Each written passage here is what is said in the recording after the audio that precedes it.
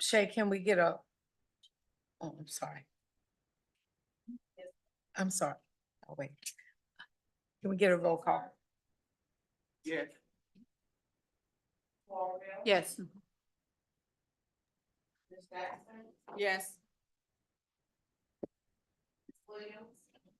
Yes.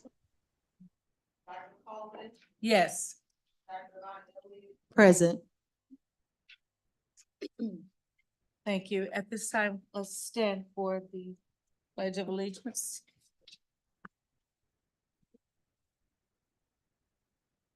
I pledge allegiance to the flag of the United States of America and to the republic for which it stands, one nation, under God, indivisible, with liberty and justice for all. Thank you.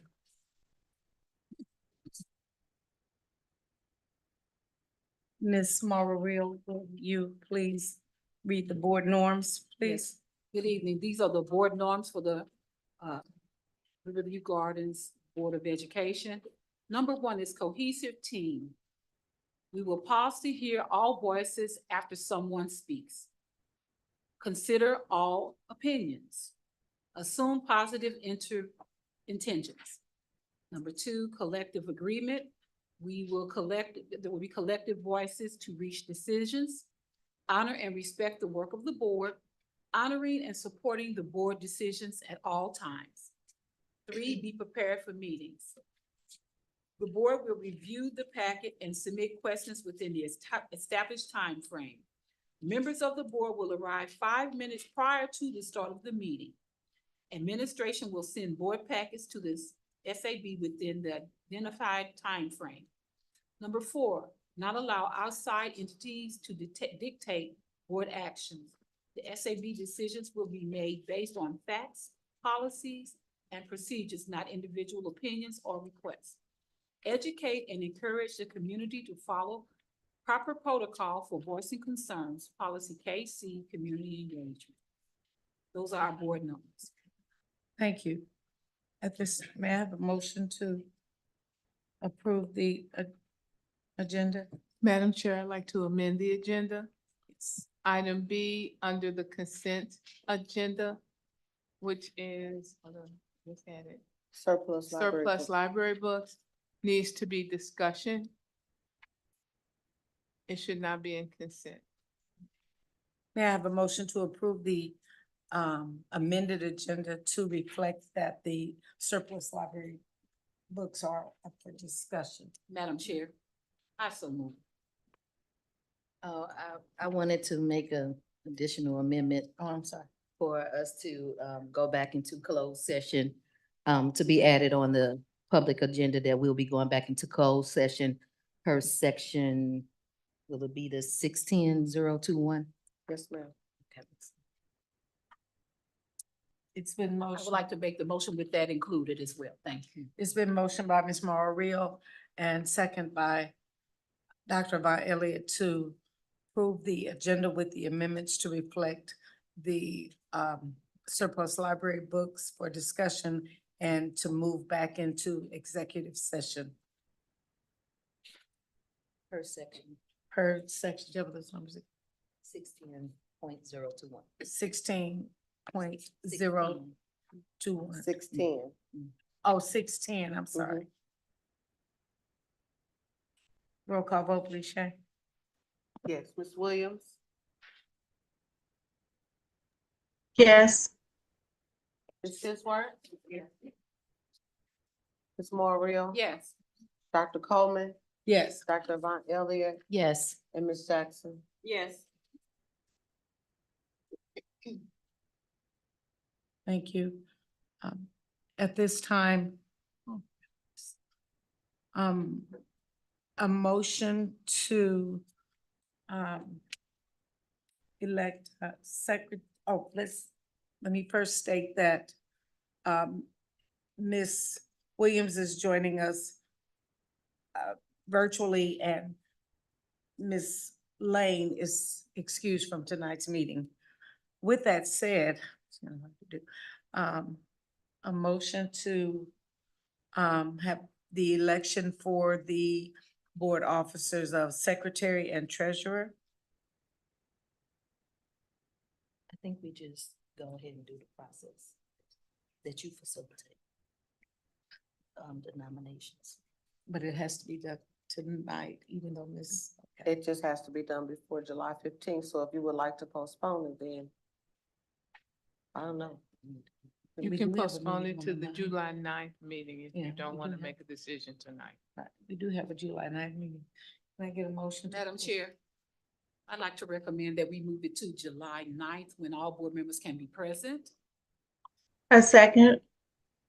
It's been moved by Ms. Mara Real and second, thank you, by Ms. Monica Williams to move the election of board officers to the July 9th meeting when all members can be present. Roll call vote, please. Yes, Ms. Jackson, Yes. Dr. Von Elliott, Yes. Dr. Coleman, Yes. Ms. Real, Yes. Ms. Tisworth, Yes. Ms. Williams, Yes. Thank you. And now at this time, we turn the meeting over to. Thank It's the you. last time I get to say that. I want to say it again. Turn the meeting over to Dr. Pruitt Adams. Thank you. We now move to review excellence. Making this presentation is Mr. Ishmael Sistron, Executive Director Communication. This is in collaboration with the CSIP Collaborative Culture. Mr. Sistron? Good evening, Special Administrative Board, Dr. Pruitt Adams, colleagues, community, and scholars. Thank you for the opportunity this evening. We would like to recognize one of our graduates from Riverview Garden High School this year, Mr. Jaheim Times. If you can stand up, Jaheim. Don't make your way up here. Make your way up here. Jaheim is a member of the class of 2024, and you've heard his story before, but we wanted to bring him to the board meeting and give him special recognition. Jaheim was named a Gates Scholar from the Bill and Melinda Gates Foundation, and he was one of 750 recipients out of over 53,000 or 52,000 applicants globally. And so it's a very select group. The Gates Scholarship will pay for Jaheim's college education to any school of his choosing up through a PhD. And so Yeah. he has chosen to go to St. Louis University. Is that correct? Yes. No, he can do better than that. Give him a hand. Come on. And so first, I want to give Jaheim an opportunity just to say anything. He spoke at the high school commencement and it was wonderful. And so we just want to say, great job and give you an opportunity to speak.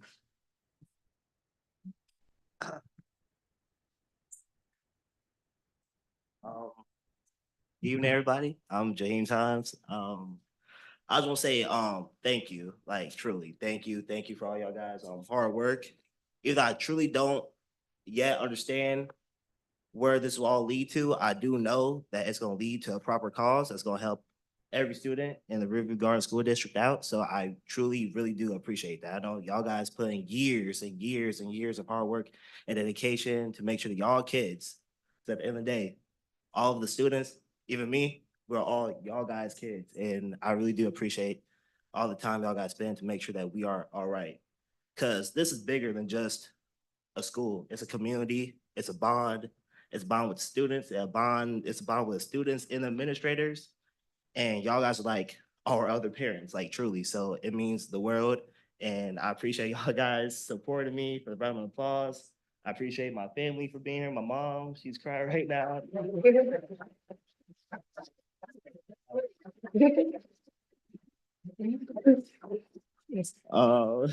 Yeah, I appreciate my best friend, my brother Rob, for being here recording right now. And yeah, no, it truly. There you go. It truly means a lot. This woman right here, she's been through all being the same with my dad.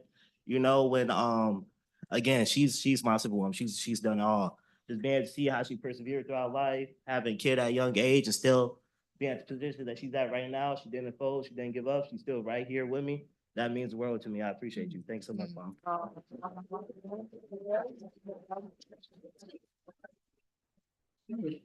Parents like to say anything?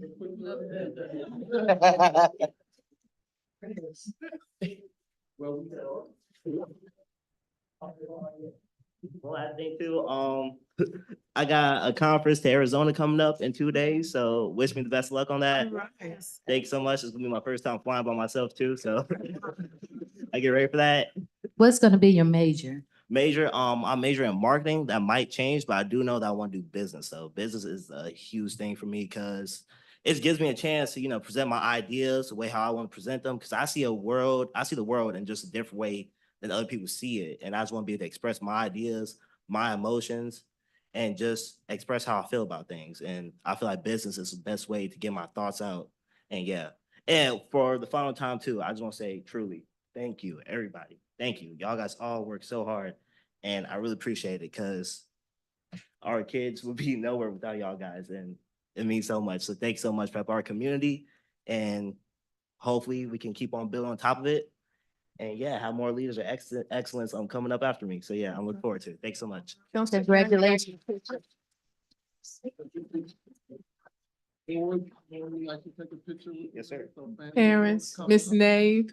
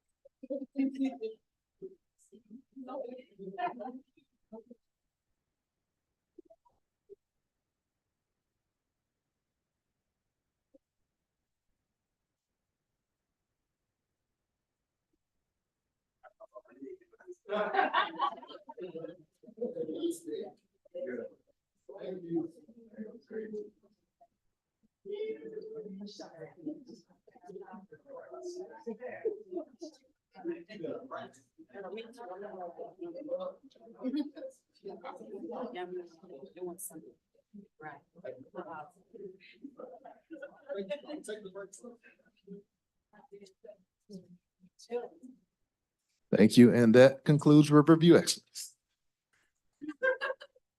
The meeting is adjourned. No.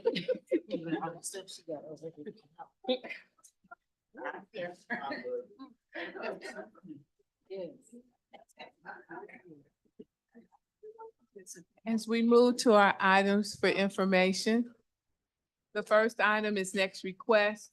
The all-in-one open records request platform is our annual renewal.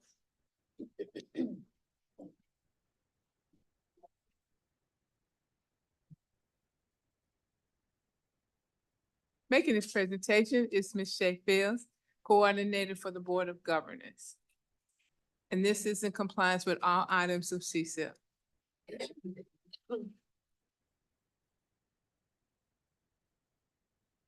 Good evening, Board of Education members. This item I'm presenting for information to continue with the services of Next Request. So far, within the last year, we have been doing a phenomenal job of receiving in sunshine requests and responding in an appropriate time. So the item is being presented in the amount of, or has been presented to the superintendent for continuation of services in the amount of $8,988. And Dr. Joylyn Pruitt-Adams has already approved it for the 24-25 school year. And when the budget opens up, I'll be processing the requisition to pay it. Are there any questions for next request?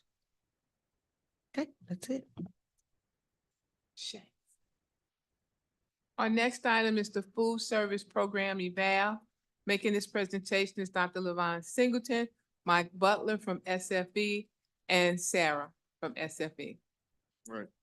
Good evening, Special Administrative Board, Dr. Pruitt-Adams, Dr. Patton, colleagues and community. That's the wrong agenda item. Tonight, we will be presenting the food service program review. And with me, it's going to be doing the presentation is Mike Butler. Mike is the Regional Director of Operations for SFE. And Sarah Brinkman is our local director here for the Riverview Garden School District. So at this time, I'll turn it over to Mike and Sarah. Good evening. Greetings, everyone. Just wanted to go over a few of the changes that we've made throughout the food service department. The most significant changes that we have made this year is with our central kitchen. Oh, sorry. With our central kitchen, we transitioned from more of a production kitchen where they were serving out trade meals to a prep kitchen for our satellite locations. So what this meant for our satellite locations was that we were able to provide freshly prepared meals on site and also increase the number of selections that the students were able to receive. Each scholar was able to get a choice of 2 hot entrees and a cold entree each day. And in doing this, we had to add a lot of different equipment. So we added hot tables to each satellite location, as well as a full salad bar. Those items had to be mobile just due to the setup of those kitchens, but we were able to make it work. We also identified Gibson as being a school that would be easily converted to a fully functioning kitchen, with them having the space of a walk-in freezer and cooler that was added last year. So that was very helpful in that process. One of the other things that we did was we started the after-school snack and dinner program at the high school, which allowed us to be able to provide meals for those athletes and choir and all kinds of other groups that were meeting after school that were maybe on location until 5 o'clock. We were able to get them a snack and a dinner to go home with. So those were the biggest changes that we made. Goals and objectives. I just wanted to point out a couple of things. The first couple of points kind of coincide with each other. Compliance is. Sorry. The compliance piece is extremely important, especially this year, because we actually had 2 audits this year. DESE, the state came in and audited during the school year, and we just had the summer school audit last week. So being compliant, of course, was kind of high on our radar list because we want to make sure that we hit all those points. And when the state comes in, there's always a lot of points. The biggest focus, of course, is nutrition, making sure that the kids are being fed properly, making sure that the nutritional piece is also in place. And so, oops, no, you're good. And so we're making sure that all the nutritional pieces are in place as well. You know, we're having the fresh fruits and vegetables. We're having the, the meat selections, the proper bread selections. So all the food groups are being represented during each meal group. I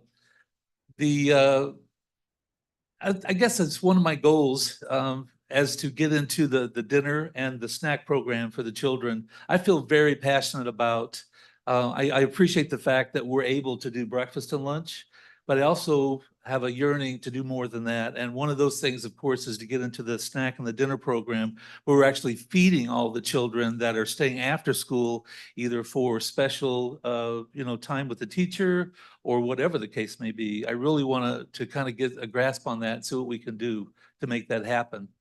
The other part, of course, is support, getting grants. We all need money. The one thing I'm very proud of is that we are very good at getting grants. CEP districts should really be high on the list when it comes to getting grants. So getting equipment grants, getting program grants, anything that we can get where we can purchase items that we need to build the food service program without affecting the school's budget and their own accounts as well. So we want to kind of bring that money in and try to focus that money into food service for our own growth internally. And of course, maintaining the financial stability is another piece. I'm happy to report tonight that as of the end of May, we had a commitment, contractual commitment with the district to hit a certain amount. We have surpassed that amount by about $117,000 as of the end of May. I'd also like to report that we've also brought in about $385,000 worth of commodities. Commodities, of course, are the food that we bring in from the state in order to support the budgets. When it comes to school districts, there's a kind of a backfill of state commodities that we're allowed to get. And we took full advantage of that this year in order to maximize our capabilities when it comes to the profit. Tools and criteria. At SFE, we have a lot of tools and we've just started using those tools. But the one big one is Titan. The most important thing you can do in a food service program, number one, is have a balanced menu. We're lucky enough to have a program where the menu actually does it for us. We put in the information and then the tool tells us whether the information's balanced or not. And then once the tool approves it, then it goes through 3 layers of approval to make sure that it's absolutely right before we actually print that menu and hand it out into the school. So we want to make sure that what we're doing is right every time. Performance reports, we get those for our meals program. A lot of people get confused by that. We call it meals, but that's just an abbreviation for a longer name. Well, we're going to call it meals. But what the meals program does is it breaks everything down by school. It tells us how many kids are eating per school, what they're eating per school. It kind of gives us the overall financial picture by school. And the reason we want that is because we want to see, is there a high-end school and is there a low-end school? And if there's a low-end school, why? Why aren't those kids eating like the school down the street? There must be a reason. So we need to research that and make sure that we understand what's going on. So that's very important that we have all these different financial tools to make that happen. Of course, another way to make that happen is customer surveys. Every year we need to do surveys. We need to do surveys at the high school level, the middle school level, and the elementary school level, so that we're getting that feedback from the kids. What aren't we doing? What do you see that we can do differently, better? We have a lot of new things coming this next year, and I think I have some of these things coming up here, but we've got some new equipment. We have a new food truck coming this summer. We have some new carts coming this summer that we can utilize for second chance breakfast, or we can do a late breakfast. And that's something that I've not seen yet, where we actually set up a breakfast for children who has issues with the attendance coming in on time. We shouldn't just not feed those kids when they don't get to school on time. We need to have a program in place where we feed every child every time. And that's the most important thing. So we're working on that right now. We've got all that equipment coming in over the summer. Food tasting and food sampling, that's kind of the next stage. Whenever you talk about surveys, well, how are we going to come back with that? Well, how we come back with it is we start putting the food out there that they've asked for, testing it. Do you like this? Do you not like this? And we give them a little checkoff thing saying, yes, keep it, or no, get rid of it. And that tells us, from their feedback, whether we're going to stay with it or we're going to dump it. So that helps us get direct feedback from the kids and reply to them directly with what they've asked for. And then, of course, state audits, reviews passed. Again, it's all about compliance, making sure the program is compliant continuously. That's very important. And we make sure that we take that very seriously on behalf of the district and on behalf of ourselves as well. All right, so our success of our program, we did see a slight decrease in breakfast. As Mike made mention, I think part of that is that the breakfast bags were used a lot in the past, and that's not part of our program. So we were able to provide them more with hot items daily. So we weren't able to just have a kid take a bag and go for the day. So we are really looking into getting those carts to help out with that, to especially at the high school level and middle school levels, those kids, some of them are just getting out of bed. They haven't worked up their appetite yet. So being able to offer a second chance breakfast in between maybe like their second and third hours, a little bit later in the day when have gotten their appetite, would help increase those numbers. Our lunch, we did see a slight increase on our lunch. So the satellite schools definitely drove that, just having the options and getting to choose what they want for the day.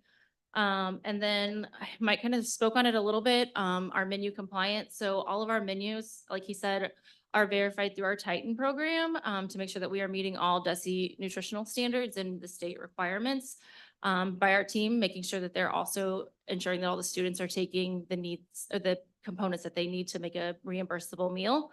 That Titan also helps us with our students with allergies. So it helps us identify what allergens are in certain foods as well, and make sure that we are serving the kids in a healthy manner. And then that kind of ties into our safety and sanitation, making sure that all of our health department scores, we've passed all of our inspections that we have had, with some minor fix on site type items. And then also our safety meetings that we have, and our safety audits that we do within the buildings each month. So.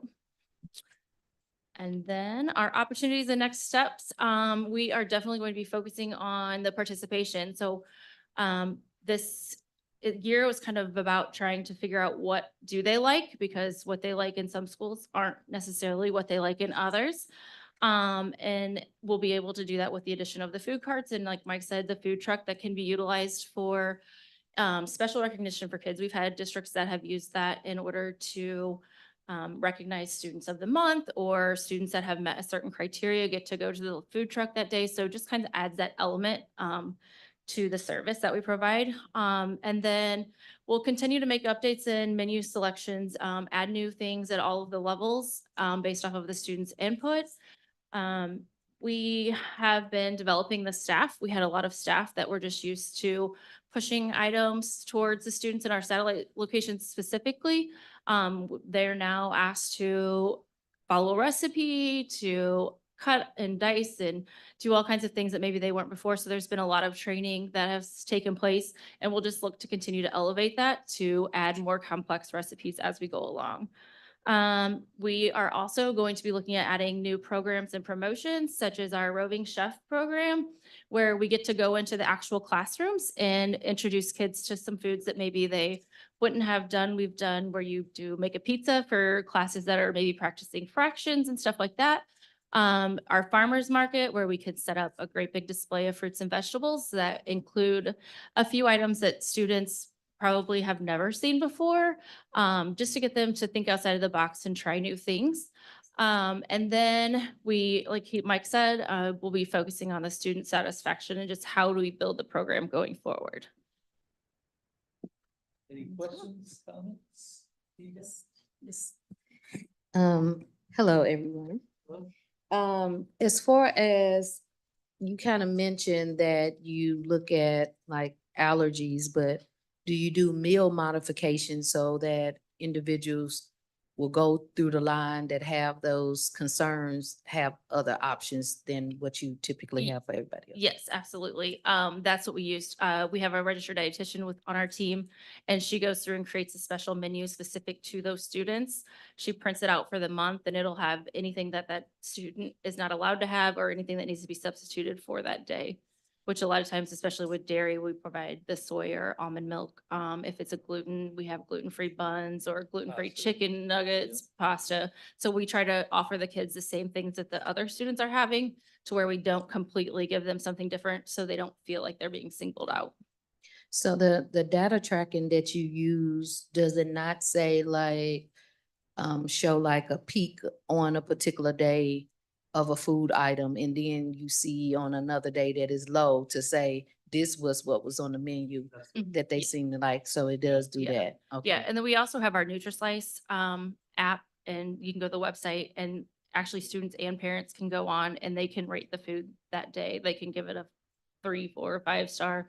They can even make comments about the meal that they had that day. So that'll be one of the things too, is just getting people more aware of that, because it also will show right on there all of the allergens that are in that item. So it's very user friendly. Okay. My last question that I'm curious about, what's your staff retention from the individuals who came from Riverview? Staff retention. of the staff. So we have pretty much all of them that transferred over. Yeah. We do still have a lot of openings, as we took a lot of openings on, but we have to use a staffing agency in order to make sure that we were still able to provide the service that we needed to throughout the year. But the goal obviously is to be 100% staffed with just SFE staff going Yeah. forward.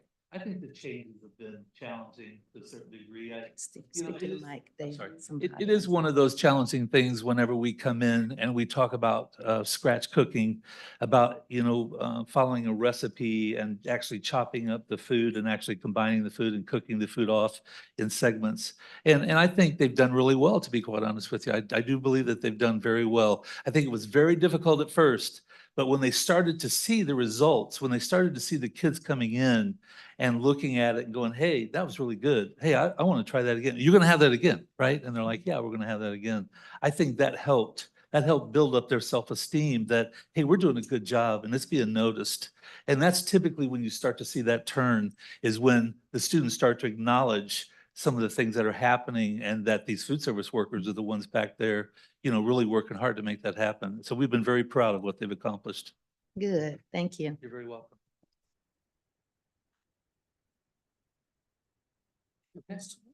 Thank you. Thank you very Thank much. you. Appreciate it.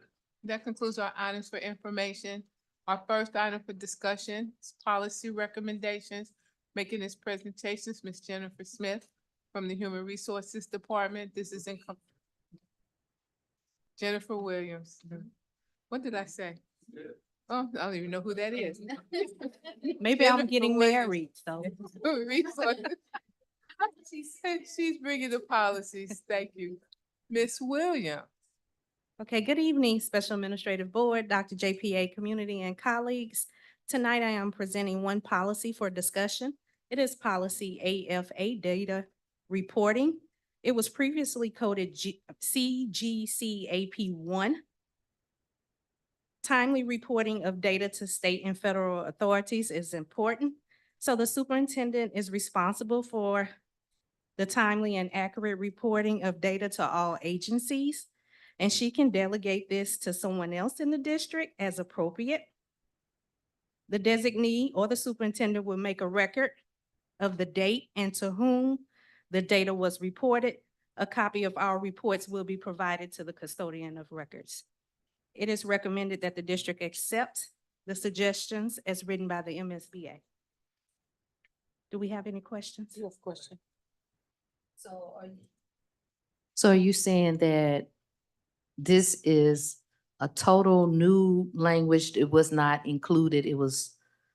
It some- was previously coded under a procedure, an Okay. administrative procedure. Okay, so it's coming out to become its own individual. Yes, its Policy, own okay. individual policy. Thank you for the clarification. You're welcome. Any other questions?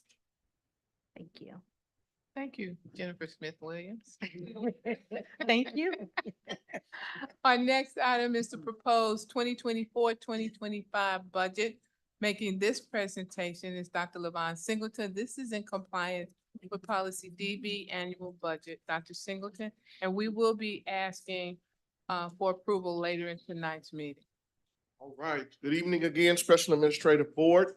Let me jump right into the presentation. So on Thursday, we had a special board meeting in which we presented the board with the tentative or the proposed budget for the 24-25 school year.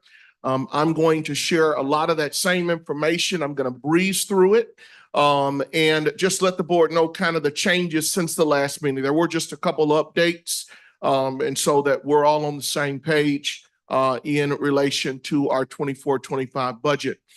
We talked about the mission, the vision, the value statements, collaboration, integrity, all of the things that a budget should be based on.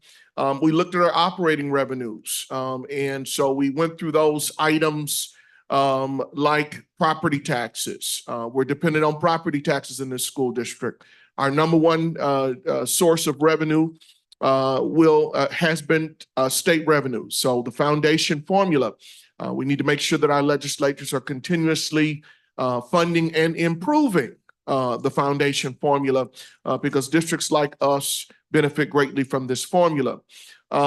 This is the last year that we will be able to utilize ESSER funds, and we won't have a full year. In fact, we have until September tentatively to spend our ESSER dollars. And so there's a small piece of budget or revenues here for ESSER projects through September of 2024. So about $78 million that we're looking at in revenues. On the expense side, again, we're looking at our salaries and benefits will always be our top expenditure. Of course, 70 to 80% of a school district's budget is spent on salary and benefits. Our purchase services are, as presented, about $18 million. And so our total expenditures are about $77 million. That gives us a rough fund balance for next year of about 33%. So we're very proud to present a balanced budget, one that it exceeds the threshold that the SAB has established of 15%. And so again, we've got to do the right things in making sure that we stay in those confines of the school district budget. Also in the presentation, we went over debt services. Of course, we've got with the passage of Proposition S, we do have some new bond indebtedness that we have to take care of, but that's always taken care of through the debt service levy, and the expenditures are there as well. Capital projects are any one item that we spend more than $1,000 on, okay? And so we have a capital funds project budget that we typically look at as well. And so that is included also in the board information package. There are a few other slides in here, just talks about how the foundation formula works. I think it's always good information, but several things impact this formula, one being student attendance. We are going to be hitting the ground running next year with attendance incentives. I think I shared with you all a few weeks ago in the CSIP presentation that our attendance overall, our 90-90 attendance was roughly at about 39%. And so we have got to do a better job of making sure that our scholars are getting to school and eliminate those barriers that exist from school to home. And so again, we talk about how the formula works. The other things that impact ADA, obviously, those are just important elements of the foundation formula. Some other just observations, some things that could impact our school district budget. We always love to see assessed valuation properties, assessed value go up. Many of us live in homes where we've seen an increase in our property taxes. Well, that's because the value of our homes have increased. And I think that is great to know that that exists here in a Riverview Garden School District as well. So our families are living in homes that have increased in value. And of course, though that additional increase, the school district sees some of that as well. Also, other factors, I've mentioned the state formula, any changes in fund balance. Again, and I've mentioned once ESSER has gone, we have to live within our means, so to speak. We've got to reduce expenditures and we've got to look for new opportunities for revenue. We've got to look at new ways to get new monies into the school district. We've got to look at grants. Every 3 or 4 years or so, we need to do a no tax rate increase issue. And we've done several of those, and those have been very successful. Those allow us to get some monies to do some of those capital projects for the school district. I mentioned Proposition S. I am very proud to say that as of about 9 o'clock this morning, the district received over $27 million in our bank account for Proposition S. So the money is here, all right? With that being said, Carl and I will be boots on the ground, getting these projects to you. All of the projects will come before the board, so you will have full opportunity to vet those projects, ask questions. We're going to be real busy over the next 3 years, and that is our target, okay? To spend these monies within the next 3 years. No, we're not going to be able to spend it all in 1 year. 2 years will be stretching it, but we think we can get this done in a 3-year time frame. And so we are going to be bringing these projects and proposals before you. Remember, safety and security, okay, roof, HVAC, all of those were part of the language that we used, and the voters did give us that approval. So again, those proceeds did hit our bank account. We closed on them this morning. And so that should also have a significant impact on our fund balance going into next year, okay? Some just past couple of items, Prop E, we still are working on those priorities as well. About 3 years ago, we did Prop E. It was successful, and we continue to see the impact of those revenues. I've shared with the board in my presentation about ESSER funds. Again, we got 3 pools of ESSER monies. ESSER 1, we got $2.8 million, 100% spent, the district. We're not sending a dime back to the state or anybody else. ESSER 2 monies, we got about $15.6 million, again, 100% spent. We did a lot of salary and benefit reimbursements to try to build our fund balance. We bought a lot of computers, capital outlay, so we're proud of that. ESSER 3, we're about 78% of the way through with those funds. Again, we have until September, and there are talks of extensions. I think that the state has told us if we make reasonable requests, they will allow us to extend programs, not people, but they will allow us to extend those programs because they fully understand that a lot of the projects that we were doing, like roofing and things like that, some of those parts were on back order, HVAC parts and units, because everybody had some of the same ideas, all right? So again, I wanted to just bring this back to the board. We did have a special meeting on Thursday, which we went through the presentation. But we like to bring this back so that everybody is aware that tonight we are adopting our budget. One small change to the previous budget, we separated leadership and accountability from the Office of Continuous Improvement. We gave them their own location because obviously the work that they do, it is intertwined, but it is separate as well. And so we pulled out the Office of Continuing Education to make sure that they had their own separate line items so that those leaders in those various departments could move forward and function as well. So as always, we'll continue to do what's best for children. That concludes my budget presentation. Are there any questions for me at this time? I noticed under staffing on page 11 with the superintendent, it was a reduction in that area. I was just curious what was being shifted that would cause that reduction. You said page 11. Can you pull up the actual budget draft? It should be the second. This is on the budget summary and detail Yes. by location. Yeah, if you can pull, it's not here. Close this presentation out. It's the second attachment in the board item itself.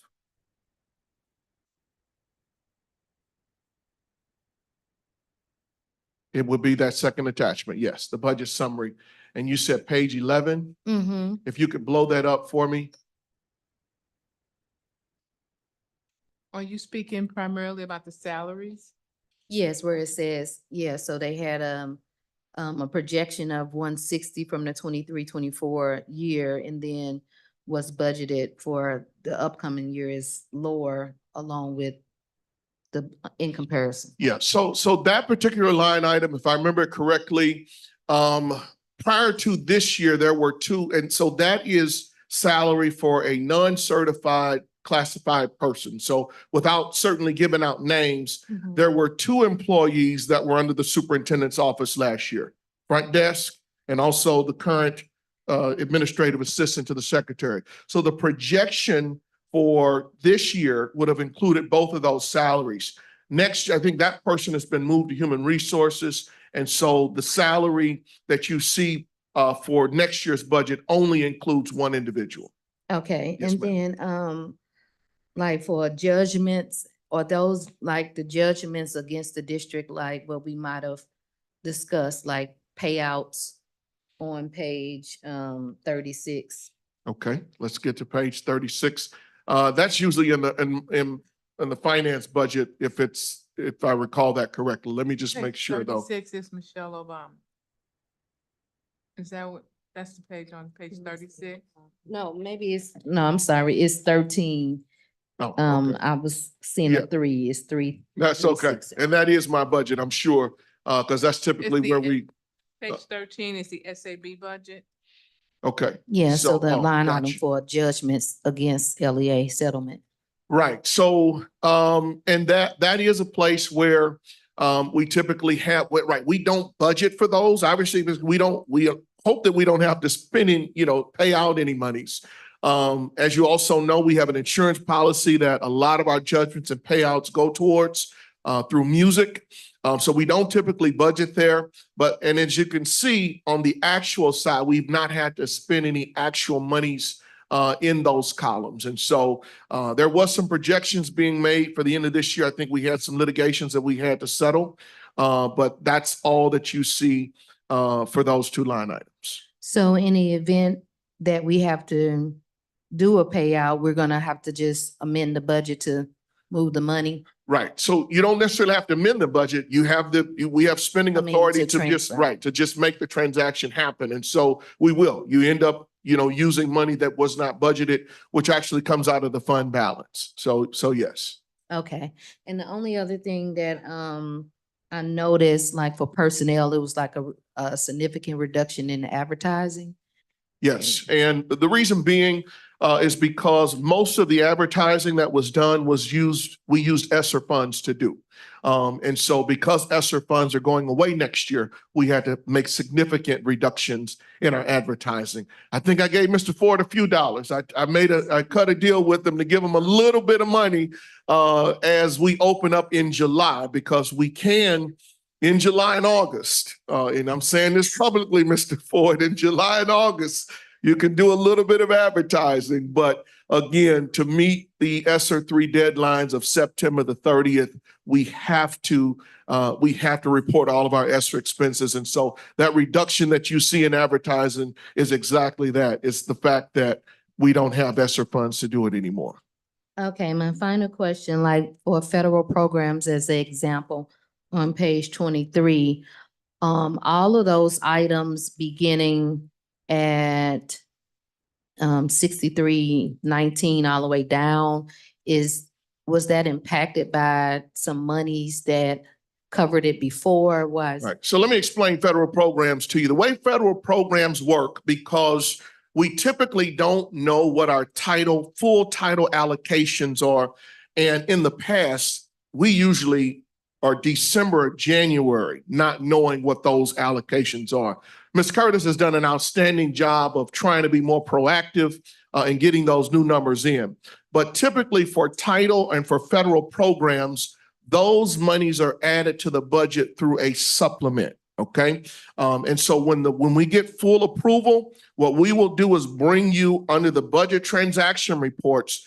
That's where you will see when the revenues come, we give you the expenses as well, and it will come through supplements. So we put bare minimal expenses for title because we know we have to carry those salaries and benefits, but the full budget for title will be added. You'll see a long budget transaction report probably coming up in the next month or so, where we add all of the other expenses. Okay. Yep. Okay, any additional questions about our budget?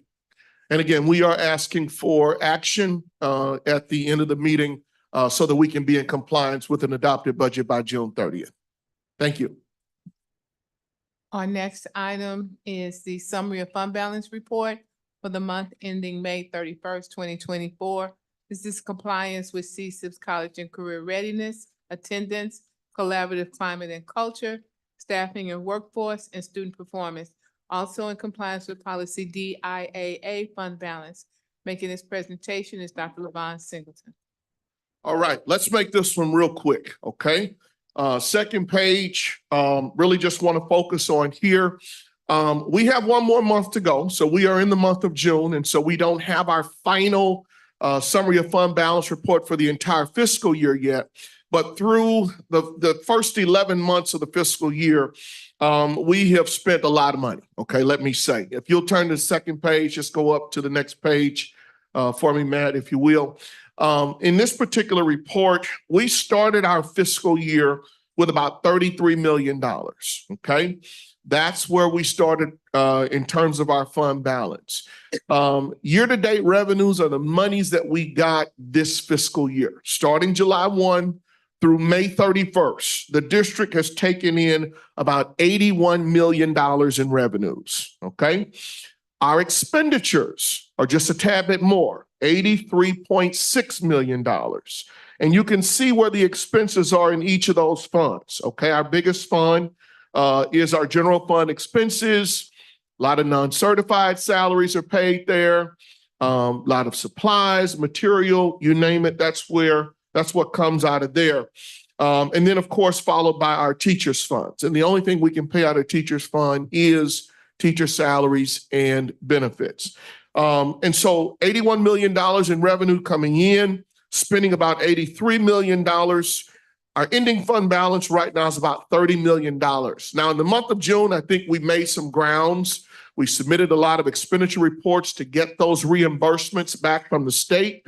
And so hopefully we'll kind of end somewhere similar with a nice fund balance, but we won't know that, of course, until the following report, or the final report is presented sometime next month. So again, all the subsequent pages just really break down what this second page has already shown. And just for timing's sake, I just wanted to highlight that. So are there any additional questions for me, or that concludes the summary of fund balance report?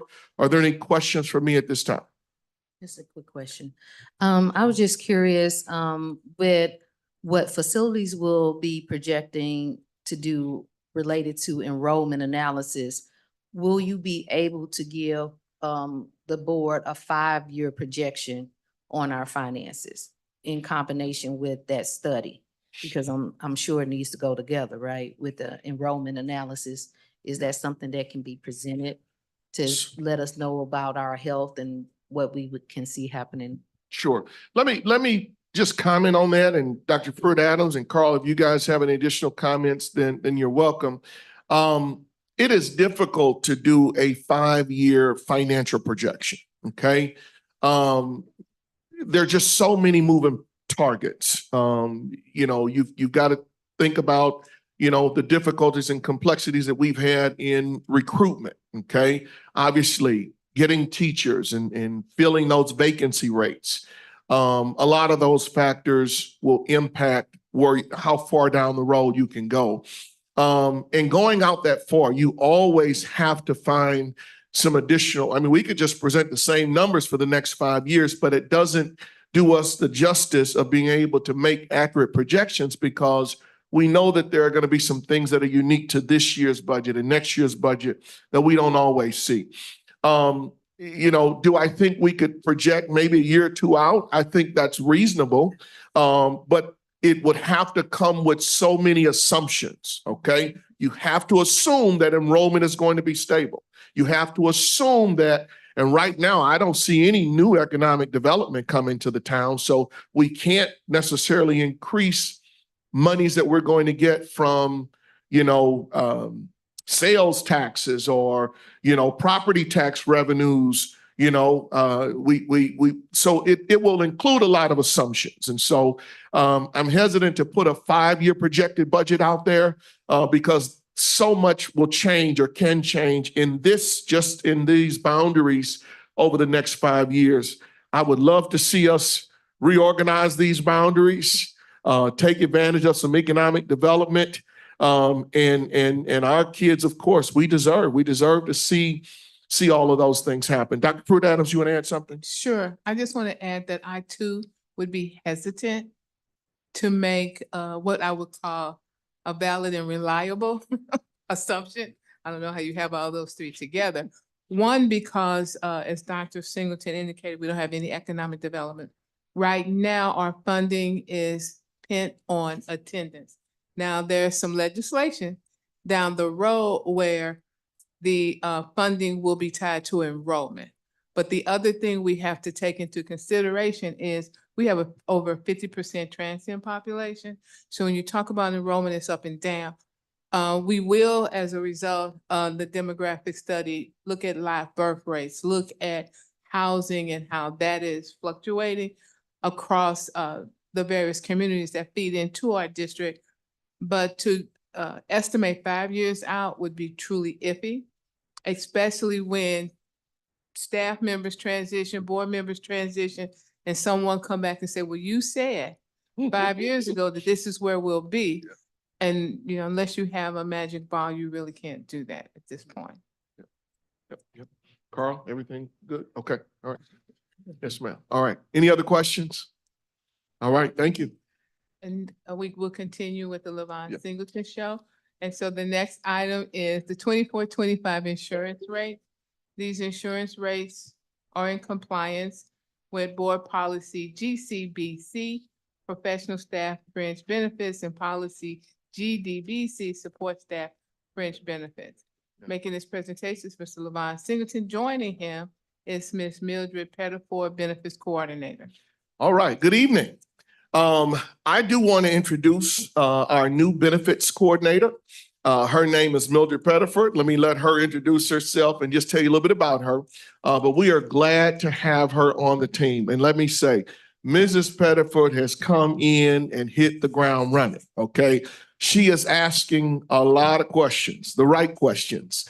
And I think her background really, really will be beneficial to the district. So Ms. Pettiford, just introduce yourself to the board and let them know who you are. Okay, good evening, Special Administrative Board and to Dr. Pruitt Adams. I'm glad to be a part of this great HR team. And that's my third week. And it has been a very, I would say adventurous and very thought-provoking. And I am looking forward to contribute to the success of our benefit plans offered to our active and salaried employees. But my background has been for a number of years in the health and welfare space. And so I am looking forward to bringing that past experience and knowledge to the district and help Dr. Singleton and the HR department to do what we need to move the district forward. And of course, to make sure that we are offering benefits to our employees that they can use and understand how to utilize those benefits and providing that education to them. Should I say anything else? Oh, no, that's it. Okay, all right. And I'm glad to be a part of the team. Yes, yes. Ms. Pettiford has been here 3 weeks and made more changes than anybody else. No, thank you, Ms. Pettiford. All right. So just hang with me here. We're going to present this board item together because next year, this is going to be your presentation. So thank you, Dr. Pruitt Adams. So these are the insurance rates for next year, okay? And let me just quickly say this. We are a member of the CSD Insurance Trust, okay? So there's a consortium of us. A lot of school districts pool their resources to provide insurance services for their employees, okay? Our next benefits plan year starts October the 1st, 2024, and it ends on September the 30th. And of course, every year there are either increases in benefits or some decreases, or sometimes there are no changes. And so let me just share with you, our medical insurance will have a 12% increase for next year, okay? The board is currently paying $897 a month per employee. We will currently be paying next year about $1,005 per employee. Yes, yes. That medical insurance has had some substantial increases over time. Our kids plan is 5.9% increase, HSA 12.1% increase, dental 1.1% increase, vision a slight decrease of 3.6%. Basic life and accidental dismemberment and disability insurance, 16.67% decrease. Voluntary life, AD&D, no change. We always like to brag that we have board paid. Employees of the school district have board paid insurance, okay? And so when you talk about the salary that you receive, you got to account for the benefits that you receive as well. I mean, we have at least a good $10,000 to $15,000 insurance package, because if you're spending $1,000 a month on me for medical insurance, that's an additional $12,000 a year that I don't have to pay. And so we're very appreciative. And so Ms. Pettiford and I are going to be working very closely to make sure that our employees are aware that they have choice, and that they know that they can come to us and we can assist them in moving forward. So we just wanted the board to be aware of those increases for next year. And if there are any questions, we'd love to try and answer them at this time. Education. When it says trust rates and employee rates, I just wanted to know the difference in why the statement of trust rates is under the first column. It just say. Is it in the attachment or is it in the? It's board? on the attachment on the insurance rates. It say Oh. trust rates and then it say employee rates. I was just trying to understand the terminology between the two. Oh, got you. Okay. So Jennifer, you may have to come help us with this one as well. I think she's asking here. It says trust rates here, and then it says employee rates here. Okay. Come on to the mic. Rates that the employer pays. Come on to the mic, Jenny. They can't Come hear to the you. mic. Come on, We Mic. got people on Zoom. Sorry.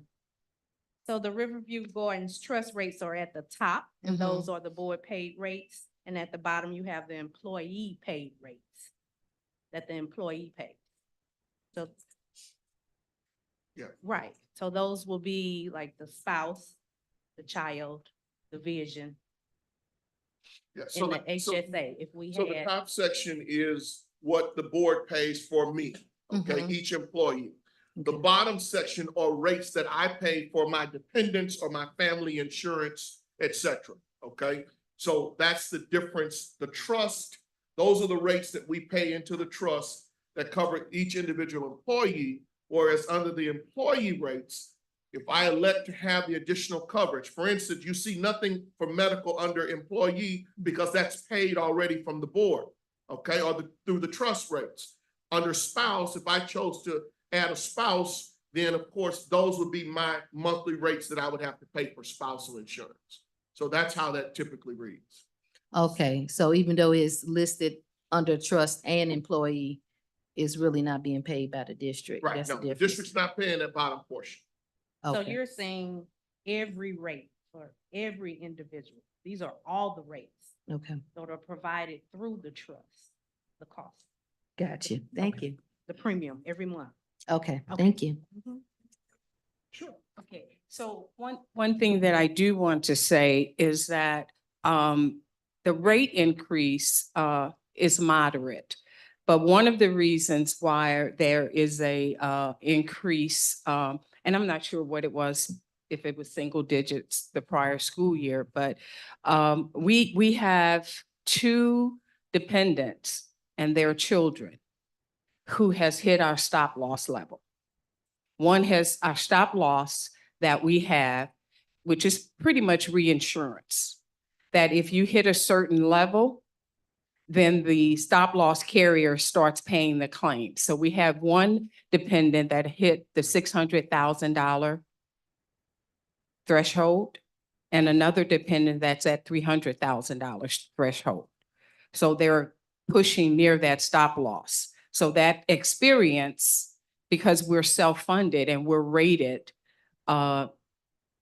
for among our employees and all that experience, the retirees and actives, dependents and spouse goes in that pool and we're rated. So that is kind of affecting that claims experience is driving our rates as well.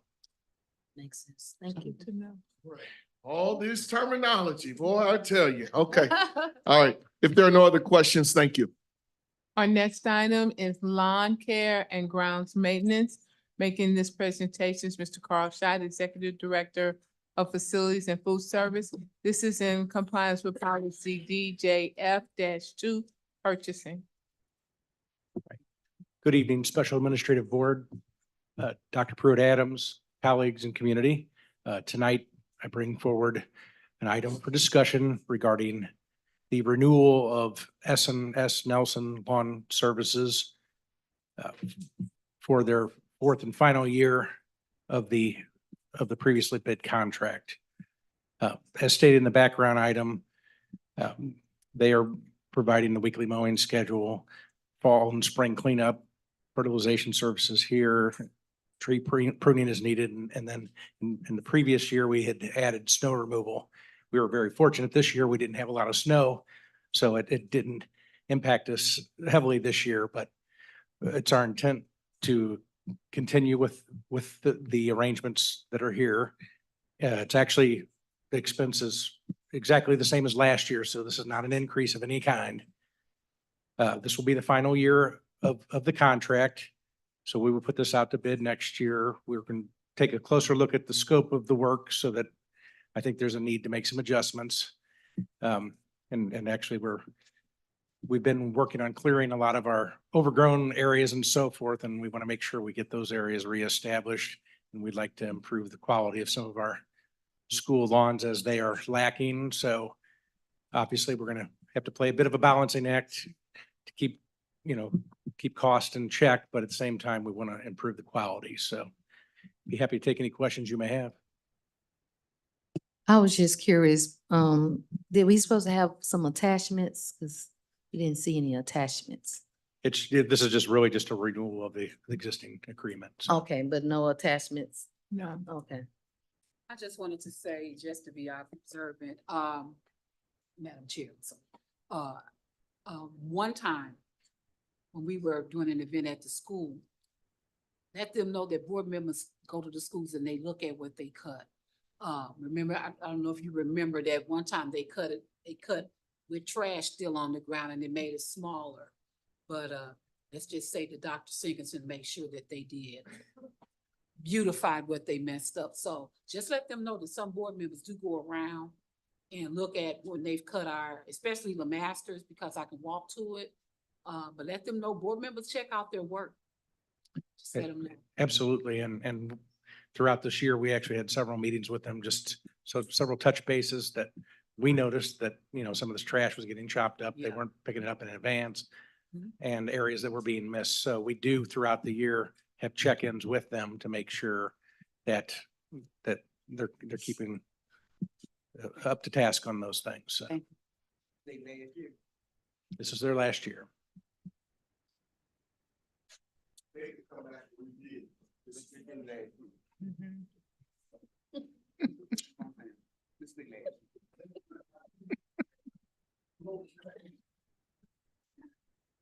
Are there any other questions?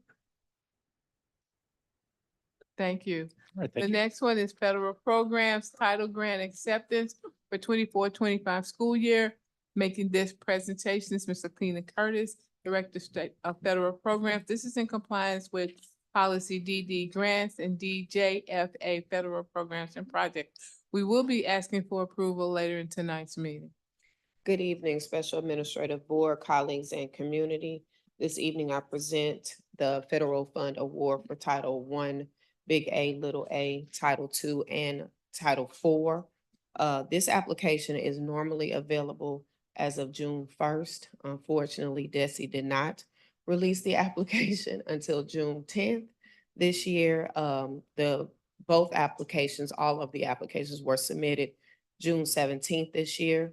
As you can see, the budget impact is as of now, currently, Title I, Big A, is $4,604,886, which is a little bit over 62,000 increase from the prior year. Title II is $518,574, which is a little bit over $15,000 increase from the prior year. And Title IV is $315,768, which is a decrease of about $20,000 from the year prior.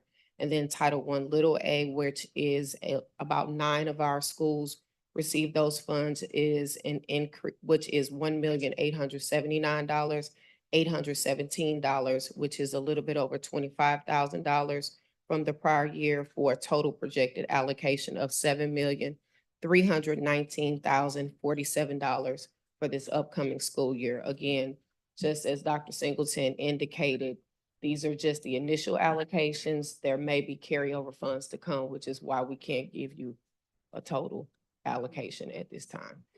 Are there any questions that I can answer? So I was looking at the EPICS request, so I see early childhood instruction on there. Is that an area that you normally don't request money from? I was just curious to why. There is funds requested for that. On there is $332,000 on there. Okay, I'm looking at, it says the title is just budget grid. That's what I was Budget looking at grid, so in there. on the EPIC. Within there, you won't see it on this particular, they're encumbered within the entire Title I, Big A. So Okay. their amount is included in that 4 million, that large number in Title I. Okay, thank you. Any other questions? I have a question. Oh, I forgot. Hi, Ms. Lakina. Did you say there was a reduction somewhere in the title funds? So from the year prior, this time last year for Title IV, there was a reduction. So last year, we got about, Title IV, we were issued was it Title IV? Yes, Title IV, we were issued $335,799 in June of last year. This year, we were issued $315,768. Okay, and what impact would the reduction have? Is it just supplies and materials? Is it staffing? So it does, the first thing that I do is if we have staff in those areas, the first thing I do is apply salaries and benefits. I have to pay people first. And then any remaining funds salary and benefits first. And then we do have some non-public schools that are in our area as well. So I also have to apply funds for those sites. And we really only have 2 sites that qualify for Title IV in our area, and it's TDW and Grace Chapel that I can think of off the top of my head. So they also qualify for Title IV as well. And unfortunately, our non-public schools have been doing better with getting them to use their funds, but they don't do a good job of utilizing their funds, unfortunately. Thank you. Mhm. Any other questions? The next item is federal programs title grant, federal programs Boeing Global Engagement Black Girls Do STEM. Making this presentation is Ms. Lakina Curtis, Director of Federal Programs. Thank you. Before you, you have an MOU presented that has also been approved by our legal department as well. Black Girls Do STEM is one of the several community partners that is connected with our Boeing Global Engagement Grant. It is a 8-month program that our middle school young ladies will participate in. Within this program, Black Girls Do STEM has requested transportation for our middle school students to participate. So they've only asked for transportation, and it will be once a month, maybe twice, depending on if they have field experiences that they want the students to participate on. So that is an estimated cost of about $8,000 for that entire time, which is what has been budgeted, and at no more than $8,000. So that is what is being requested at this time. Are there any questions? Black Girls Do STEM. I was just curious about, I couldn't put my eyes on how many participants are allowed. So it's about 40 last year, I think she said she had about 25, but because of the transportation challenge, we couldn't get many from our school district. So she's looking to have about 40 participants. So the idea is to have the students to report to either middle school and ride the bus from the middle school to the site, and then same thing. And then the same thing, there's a parent piece as well. So the parents can ride the bus as well if they don't have the transportation to participate in their parent portion as well. Okay. Thank you. Thank you. Our next item is the proposed budget increase for Solution Tree for district leaders in all of our K-12 locations. Making this presentation is Ms. Barbara Sharp. This is in compliance with CSIP student performance, as well as policy IA, instructional goals and priorities, policy IGAB, instructional intervention, and Senate Bill 365. We will be asking for approval later in tonight's meeting. Ms. Sharp? Thank you very much. Good evening to the Special Administrative Board, Superintendent Pruitt-Adams, colleagues, and members of the community. Tonight, I'm presenting this proposed budget increase for Solution Tree for district leaders in all K-12 schools for the upcoming school year. I would like to remind the members of the Special Administrative Board that this is our last year for the work with Solution Tree. In that regard, I have attached the year 3 agreement for you for information, and it gives you the layout in terms of the total costs with the quotes that was previously approved. So tonight, in an effort to streamline our practices and to provide equitable support for all K-12 schools, I'm presenting this proposed budget increase for the upcoming year.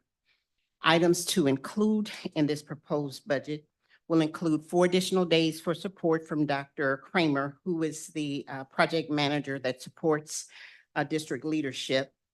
You will also see, also want to make you aware that in the current contract that we have, there are already 10 days of content support that's being provided to schools. We divided those days so that 10, out of the 10 days, 7 would include math support and the 3 would be literacy support. So to ensure that we have some equity here, we also want to be able to provide some support to our international teachers. We have potential guest teachers that will be coming to the district, as well as many first and second year teachers.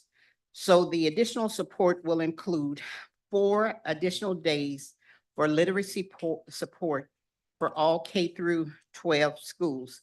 And that will be a total of 48 additional days of literacy support. Additionally, I've looked at turnaround schools to include Danforth, and included Danforth because of their numbers from the previous year, their test scores from the previous year. And we'd like to be able to provide additional support to those schools as well. So that will include 3 additional days.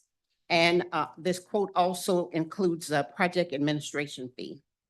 So it's recommended that discussion occur tonight on this proposed budget increase in an amount not to exceed $473,000. This would be taken from ESSER 3 funds. I'll take any questions you have. I don't know if this is for you. I was just curious.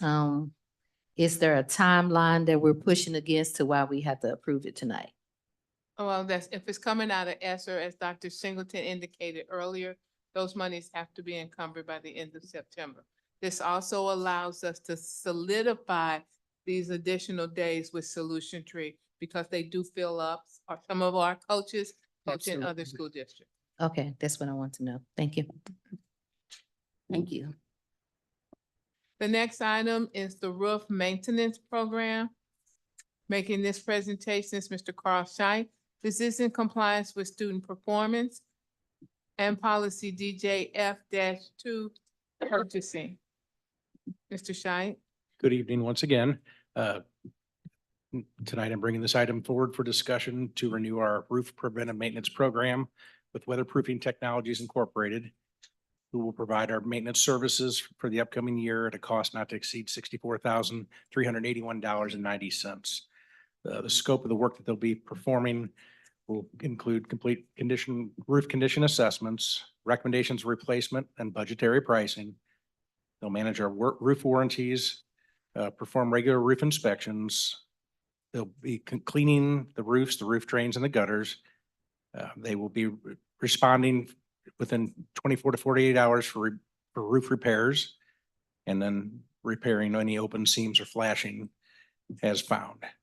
This is actually a decrease from the previous amount. The previous amount was $80,000. Since we have made progress as it relates to our roofs and roof replacements, that should have a cause and effect here in terms of decreasing the amount of maintenance and repairs. Obviously, in the last year, we made quite a few roof replacements at the high school. We have this one under replacement here, as well as Lewis and Clark. So, and we will have, now that we have received our Prop S proceeds from the bond sale, we will be coming forward with an exterior package for the high school as well, because we have some work that we need to do over there, especially around our gymnasium. So there will be more work coming forward for your approval as it relates to our roofs. Be happy to answer any questions you may have on this item. Ms. Tisworth, put your mic down. The one that's red. There you go.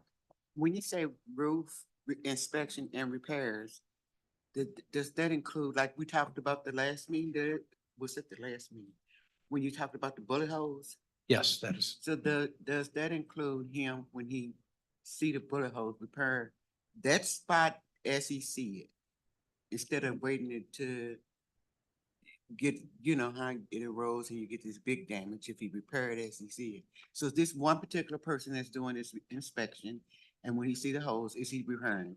Yes. So, and what they actually provide us is when we when they go to a school and they either find things while they're doing maintenance, or if we call them because we have sprung a leak somewhere, they will actually give us documentation. So we get a visual representation. We have photographs of what they found. They actually show us the picture of a bullet that had penetrated the roof. They show how they've repaired it and patched that roof, where found. And then if they found other things on that roof while they're on site, like such as a seam that was splitting elsewhere that may not have been an active leak at this point, they're still documenting that and sharing it with us and fixing it in order to avoid it being an active leak.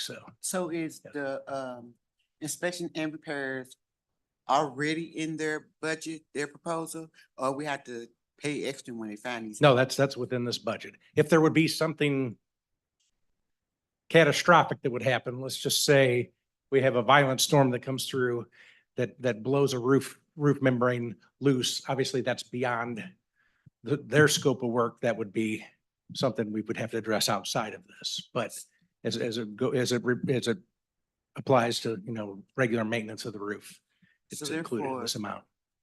Therefore, if they're doing this maintenance and inspections, we shouldn't have leaks. You understand what I'm saying? Because once you get the hole and you don't repair the hole, then it enlarges. Is that correct?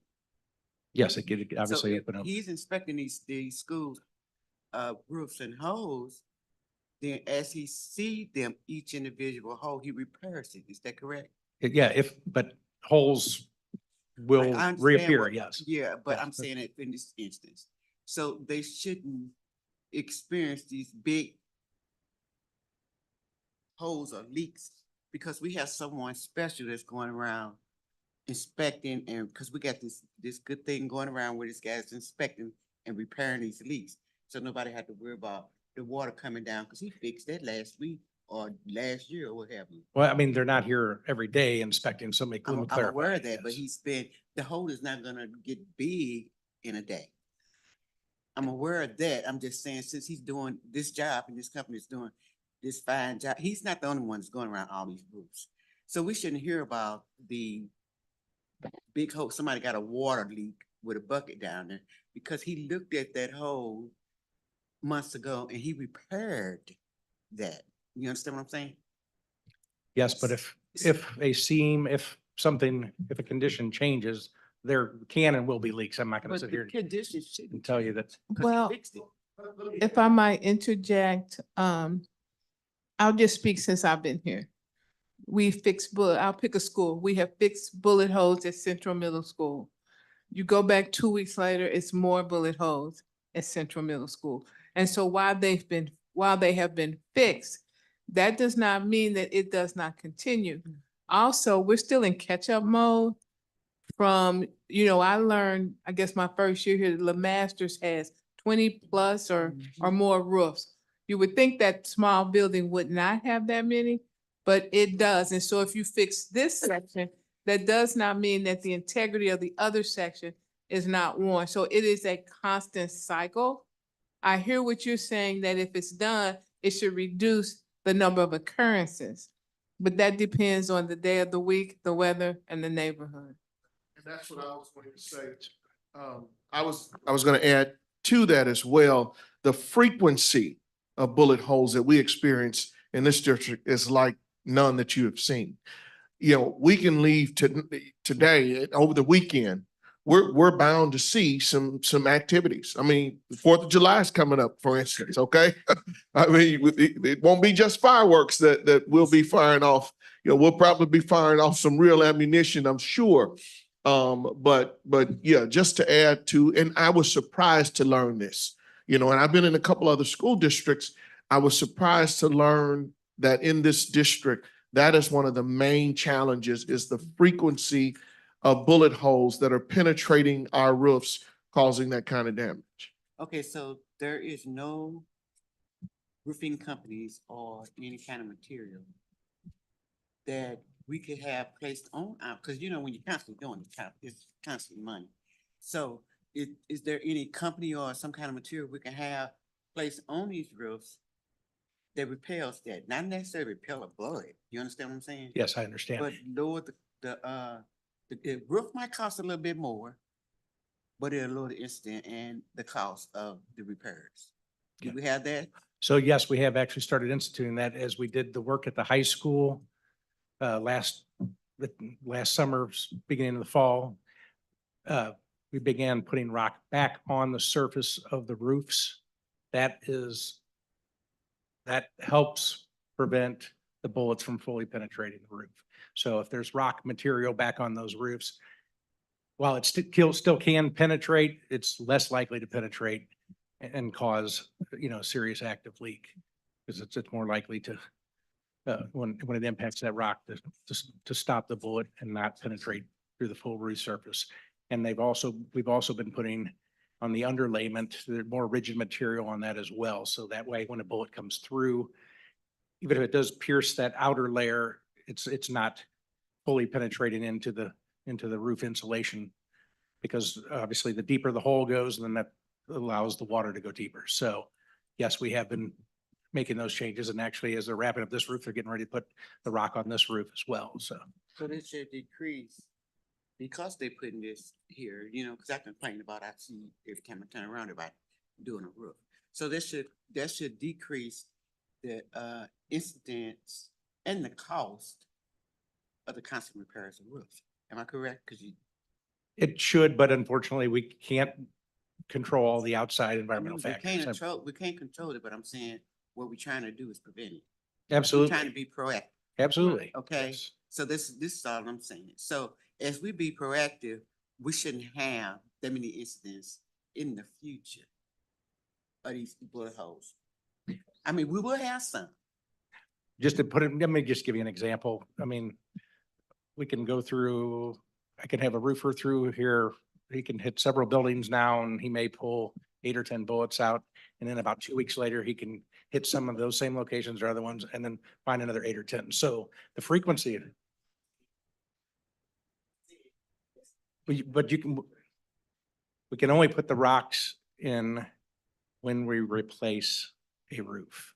You have to make sure that the entire roof structure is capable of holding that rock load.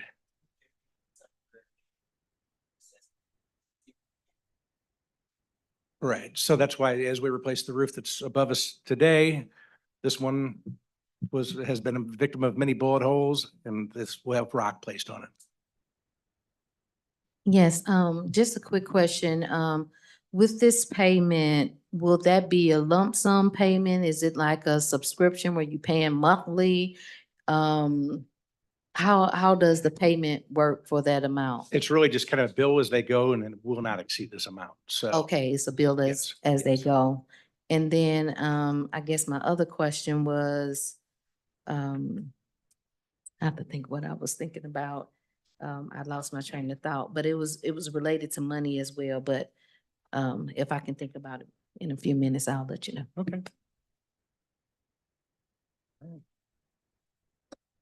Oh, I remember. Okay. So in their evaluation, will they include them telling you of situations that would prompt insurance versus them as a company doing the repair? How is that being distinguished, what they are repairing and what should be a claim with insurance? That's what I want to ask. Yes, and that's a very good key point. So yes, when we do have storms that come through, they make a point to come out and do inspections of our roofs to see if we sustain any truly storm related damage. And if so, then we could, file a claim with our insurance versus obviously paying that expense out of pocket. So in that case, if they notice damage that was exclusive to a particular storm event, then they would actually photograph it, communicate it to us, and then we could reach out to our insurance, which is Music, and then we could have them come out, perform an inspection, and then file a claim as prescribed. So. They'll pretty much be automatically the one that is paid for whatever the claim payment is? Like they are gonna be the contractor to do whatever the insurance, or would you? Not necessarily, because Okay, that's what I was wondering. ultimately, let's just say that storm comes through and damages a roof to the point that a significant portion of it would have to be replaced.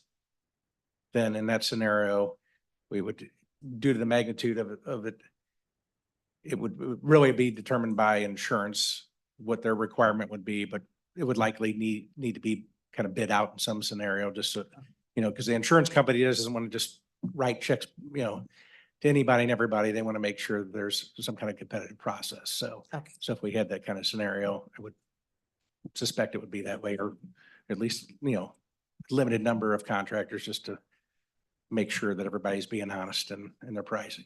All right, thank you. Are we using the same companies to do things like year after year after year? Or are we going out finding new companies? So, a lot of it comes down to who is actually submitting bids and proposals on this work as well. So, like the roof above us here today is being done by Missouri Builders. We have another company, Shea Roofing, that it has been approved for Lewis and Clark roof replacement. We've used, a variety of roofing companies. There's not a huge number of them. So there are some that we've done business with before because, they work on these types of roofs.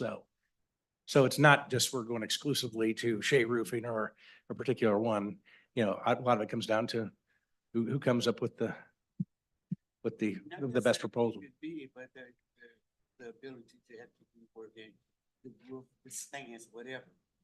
You know what I'm saying? Because if you got a company that's coming not constantly, but he's always coming to fix his roof, and we need to take the band down. What is he doing? Because sometimes we just do mediocre work, just like patch up repair. But we know you're gonna call us. All right. So, here's an example of that as we had roof replacements at the high school, we had some issues that came up on our new roof. And so in that scenario, we brought that roofer back who just worked on it X number of months ago. Because then it comes back to the warranty. And so again, that's where us partnering with Weatherproofing Technologies is a benefit because we have a higher level of accountability. So if we have a problem, because since they're managing our warranties and the work, therefore they identified that this roofer needs to come back and correct something. So again, it's just another protection. Okay. Madam Chair, for the sake of the time, I would like to make a motion to close discussion. Yes, I am confident, Mr. Scheich, that you will continue to monitor our roofing situation and the work done closely. And for the sake of time, can I get a motion? A second. Thank you. It's been moved by Dr. Von Elliott and second by Ms. Jackson that we close this portion of our discussion for the sake of time and move to our next item. Thank you. Which is the calendar. Oh, I'm sorry. All in favor? Aye. Aye. Our next item is the 24-25 RGSD calendar revised. Making this presentation is Mr. Travis Ford Senior. There is no budget impact. This is in compliance with CSIP staffing and workforce. Good afternoon, good evening, Special Administrative Board, Dr. Pruitt Adams, colleagues and community. Today you have before you revisions that are being recommended for approval to the school board for the 2024-2025 district calendar. We propose taking one of the teacher work days, the teacher work day that is actually scheduled to be on August the 9th and moving it to August the 8th and switching that professional development day that's listed on August the 8th and moving it to August 9th. We believe these changes would allow the district to hold our convocation celebration on that Friday, August the 9th. And we think hosting it on that Friday will allow us to end our first week when teachers return with a celebration that aligns our focus for the year and also engage the staff in targeted professional development. It is recommended that the Special Administrative Board approve the calendar, the revisions to the calendar as presented at the end of this meeting. Are there any questions? I do have a question. Yes, I ma'am. noticed that the last day of school with the exception of not looking at makeup days and that, that the last day of school is, where'd it go? Oh, May 27th. And that is the day after the Memorial Day holiday. And I was just, concerned that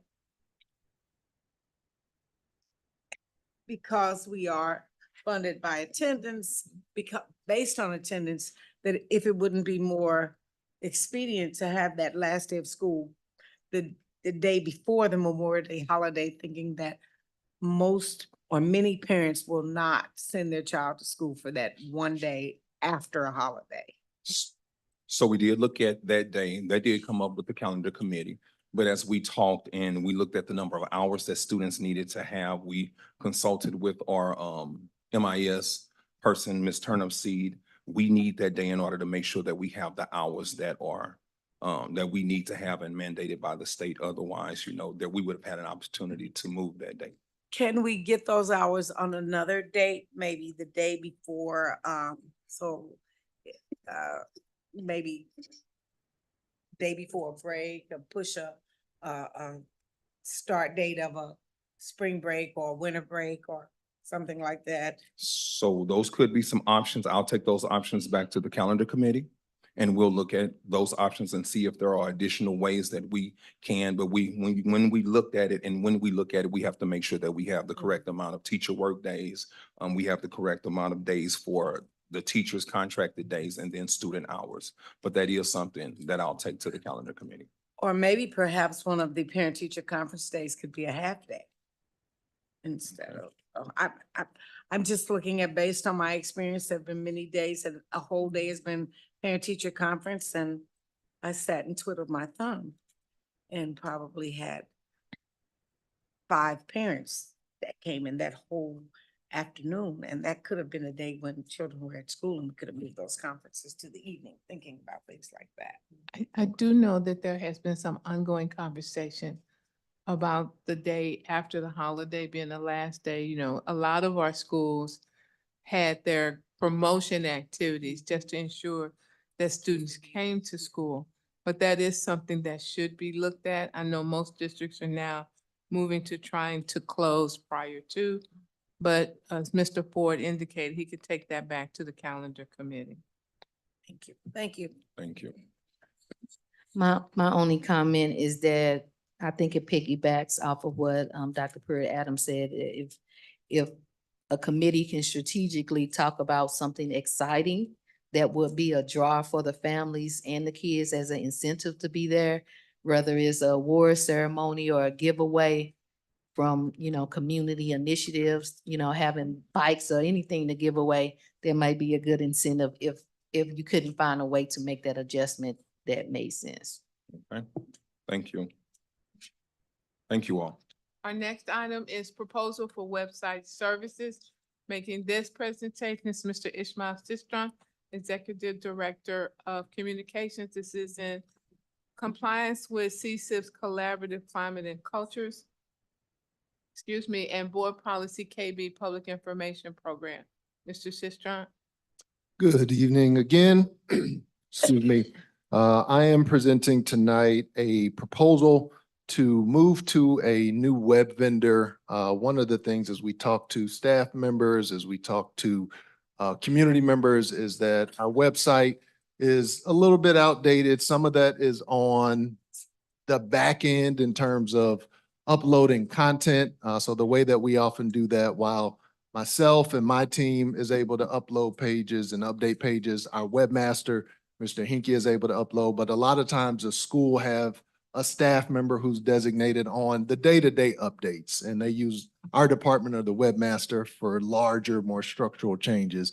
But going into the back end of that system, if you're not a webmaster, if you don't have that experience, it's a little difficult and it's a little clunky. We also know our website, when it comes to mobile devices, which a lot of our community is their main area to use technology, our website doesn't always look great. And again, it's just a little bit outdated. So we went with the communications committee. We looked at 3 different web vendors as we sought to improve our website, which would improve communication with all stakeholders, our students, our staff, our families, our community. And we looked at Edlio, Aptigee, and Finalsite.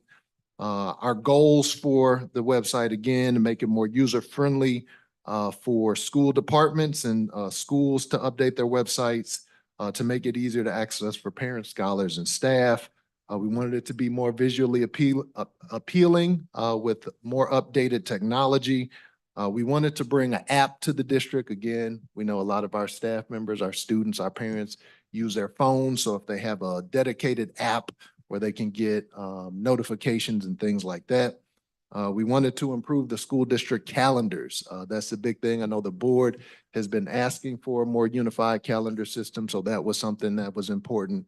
And also we wanted to implement an intranet page where we can have our staff members be able to access certain information. Right now, we send a lot of emails to staff members. Pretty much everything goes out in the email, but we wanted to have a hub that's on the website but closed to the public for things like a direct deposit form. A public person doesn't need access to that. So there are certain forms and certain information news that is for staff only that we wanted to have with the intranet. So after the communications committee sat through the proposals from the three companies, Aptigee was the first choice, but Finalsite was also chosen to move forward in the process. Those two companies made a presentation to the district leadership team. And then over a couple of weeks, we went through the pros and cons of each one, and Aptigee was ultimately selected. And so that is the vendor that we are bringing forward. For those reasons, we will be able to have an intranet, we will be able to have an app, we will be able to just have a better website, have some video on the front screens, and really the app was one of the big things. And in terms of the calendars, each school will be able to have a calendar, but the way it's set up is you can choose which calendars to follow. So if you only have a student at the high school in Lewis and Clark, you can select those calendars and those ones will show up each time you come to the page. If you want to add another school or add the district calendar, those ones will pop up as well. So you can kind of click them on and turn them off, and it's pretty easy. And so the cost would be $33,875. That includes, part of that is the first year setup fee. It includes the app development, and then that setup fee would fall off if we renewed in any additional years. Are there any questions? I was just curious, what other school districts currently use it, because I'm familiar with like Blackboard and school sites. So what other districts in our area kind of use that? So, and I should have, Afton School District uses Aptigee. That was one of the local ones. Finalsite was used by a lot of districts in this area. One of the reasons of going with Aptigee over Finalsite is a templated system. So they have about 20 templates that you get to choose from. And then if you want to make any customizations from that template, if you want to change a color or change a button, one of the communications directors I talked to said it's $5,000 anytime we want to make a change. Aptigee is a custom design site, so we could go back and make small changes as many times as we want, or we could change the entire site up to once a year at no charge. But let me pull up some of the other websites. I think Fort Zumwalt was another one that used Aptigee. Afton, Cape Girardeau. No, Ladue is on Finalsite. But those are three that I remember off the top that are more local. Aptigee, Fort Zumwalt, and Cape Girardeau. Okay, I just looked at Afton. So are they utilizing AI technology as well to help support the schools? There is some AI built into the system. I can't say that I know fully exactly what it has, but I know there is AI technology, that helps you with content posting and gives you suggestions when you're making posts and things like that. Okay, and will it integrate with like having social media messages and streams? You know how some sites have it? Yes. Just posted. And so that was one of the big selling points, and really both Aptigee and Finalsite have that ability, but they give you an option to, if you post to the website, that you can really post that content anywhere else. So if I make a news story about the board approving something tonight, I can push that out to any of our social media channels instantly. I can push that out in an email, or a newsletter to families. I can push that out in multiple areas. And so, yeah, it is sort of a all in one. You make the content, the pictures, the story, and then it's basically clicking a button once you set it up, and it can push it out to Facebook, Instagram, X, or any other social media platforms. Okay, thank you. You're welcome. Any other questions? The Oh, next- and the contract is, legal is reviewing that contract right now. The next item is Webmaster Services with Tim Hinkie from 1601 Technology Systems Compliance with CSIP's Collaborative Climate and Cultures, and is presented by Mr. Sistron. This too is in compliance with policy KB. Yes, and so going along with our website, as the board may remember, we have a webmaster, Tim Hinkie, who's a former teacher from the high school, and he works about 40 hours a month is his contract to support the website, and he helps to train our staff members. He helps to post, again, a lot of the bigger, more structural things. Because we're looking to switch to a new website, we want to bring Mr. Hinkie back for another year because while Aptigee will provide unlimited virtual training, we know that as we're trying to train staff members for a whole new system, they're going to need some in-person assistance. And so Mr. Hinkie would like to come back. He has submitted this contract request for 1601 Technologies for the amount of, get back to the $17,400 for the school year, and that's billed at $40 per hour. And again, he would help us in training staff. He'll undergo training himself, and he'll help us to set up the web pages or make any changes after Aptigee does that initial setup. Aptigee would move over all the sites, will redesign, but he'll help train the teachers in person and help us do any extensive adjustments that we need on the website. And this is also budgeted out of the technology budget. And it is the contract, the same contract that was approved last year through legal. We just updated the amount. Maybe Is there any questions? Yes, so you made me think of, so will they have any pre-recorded videos that people can go back and look at independently if they wanted to in addition to the Yes. training? Yeah, Okay. there's training available, via Zoom, but there's also like an online university where people can go at their own pace and look at videos and things like that. And then the communications team and Mr. Hinkie would also be available.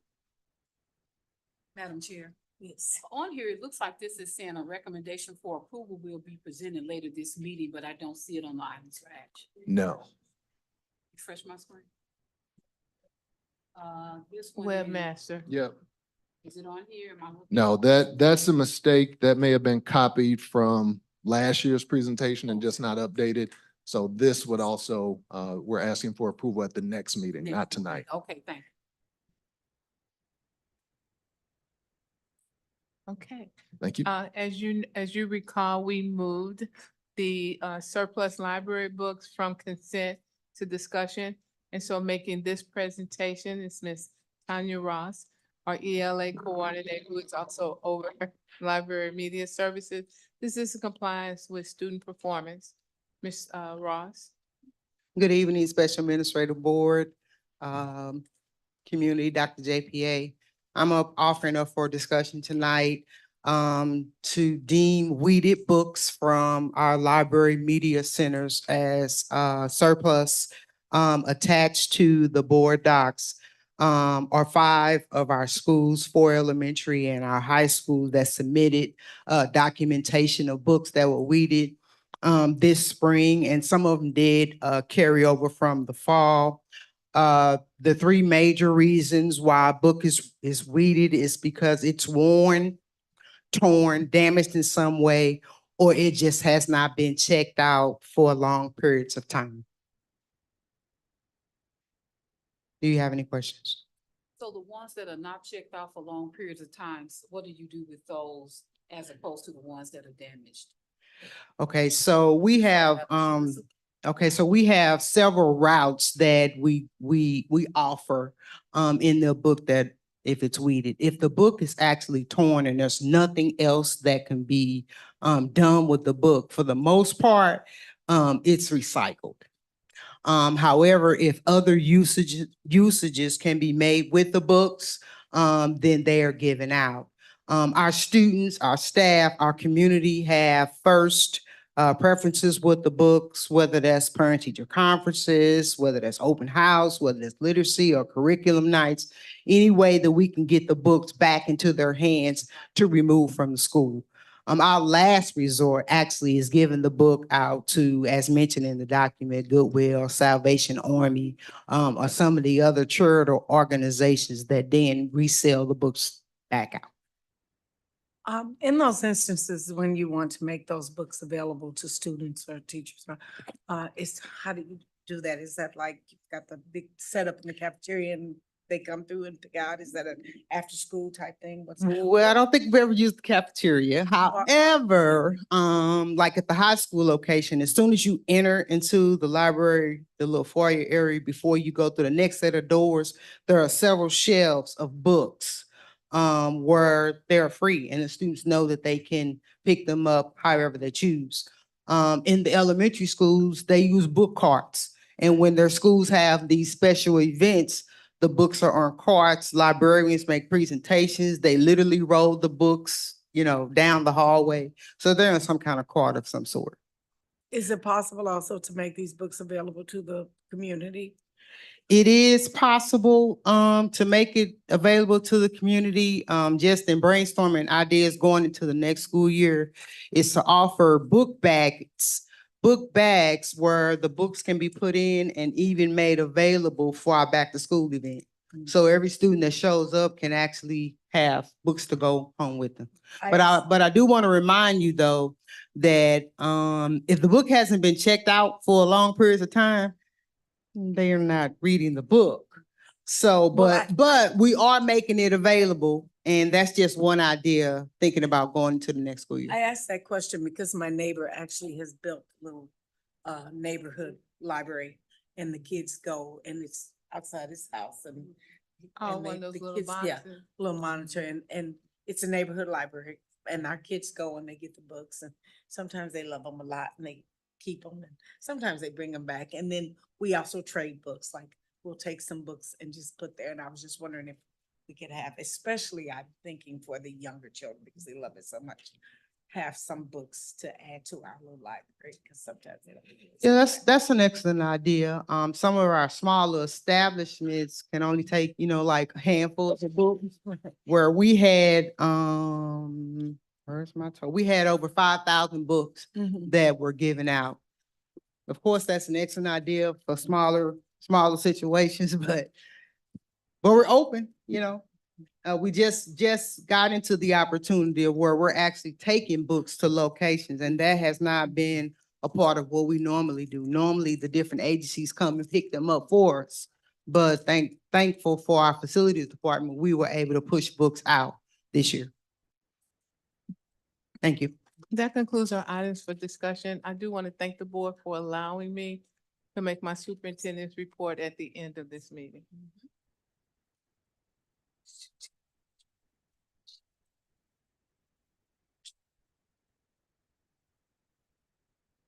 We were noting that we skipped over the patron participation portion of it. I'm not sure if you did that for sake of time, or did you look around and see Sure that it's did. just us here? Board announcements and stuff, we skipped it. But I do have a board announcement, if I may. Dr. Pruitt-Adams was selected to speak at the superintendent's breakfast last week, and it was so amazing. And when she talked about our partnerships with all of the partnerships that I was so proud. I was so elated and so grateful. And just to hear, when you start listing all of our partnerships at once, I'm like, oh yeah, we do that. Wow. It was just amazing. And I don't think there was anybody there that could have even touched the surface of all that we've been able to do with partnerships. And I'm so grateful for her ushering us into reaching out and making those partnerships and keeping those partnerships, because it has been a tremendous blessing to our school district, to our scholars, to our community. And it's such an encouragement to other school districts to look on, and it was like a networking thing. Oh, you got them? Tell us about that. So I was so excited and so proud that Riverview Gardens is doing so much to reach out. We hear so much negative stuff, but people have no idea about the good that is taking place and the partnerships that we make to improve the lives of our community members, our scholars, and our school district. Thank you so much. Thank you. I just wanted to wish you well on your probably third retirement? And I wanted to welcome our new superintendent, and I'm excited that at the end of this month, we'll be back as Review Garden School Board. So we have a lot of transition going on. I want to wish all the other staff members who are retiring that have contributed so much to this district a farewell as well.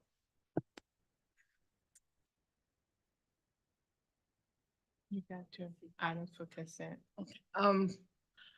Ms. Williams would like to make a recommendation before we vote for the approval of the consent agenda. Ms. Williams? Yes, Madam Chair, I would like to ask that item D, collective bargaining agreement, be pulled from the consent agenda and voted on separately. Okay. Second bargain, okay. She's motioning that we, She needs a second. I'm sorry, say it again. She made a motion. She made a motion that we move the But separate. she could really just request that it be pulled.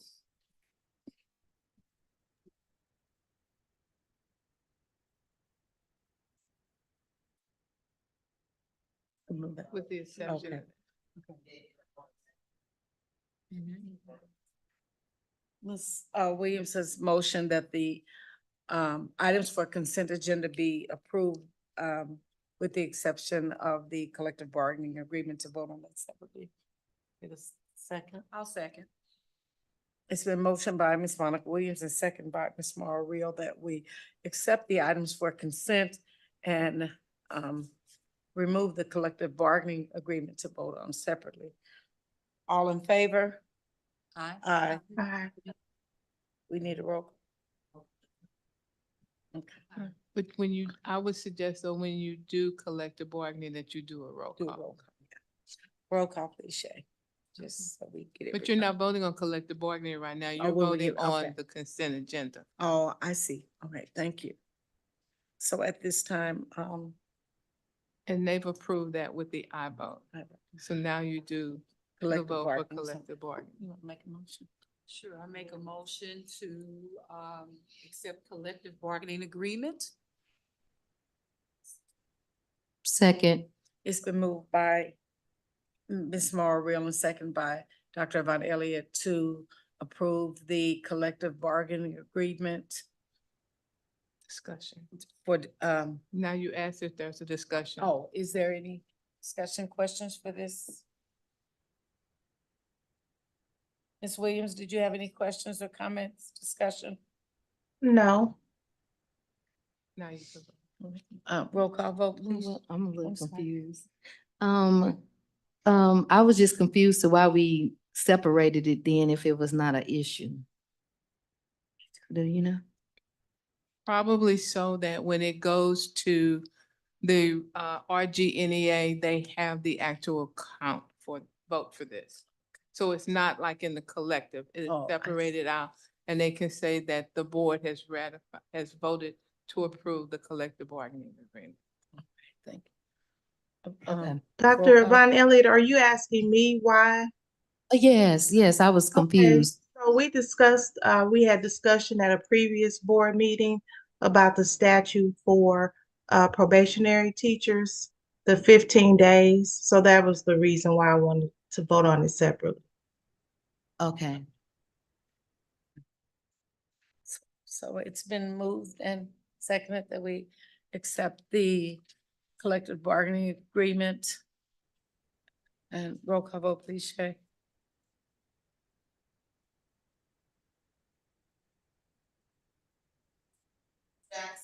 Yes.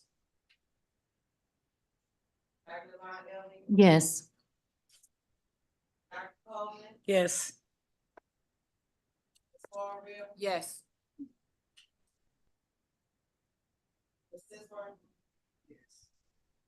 Yes. I abstain.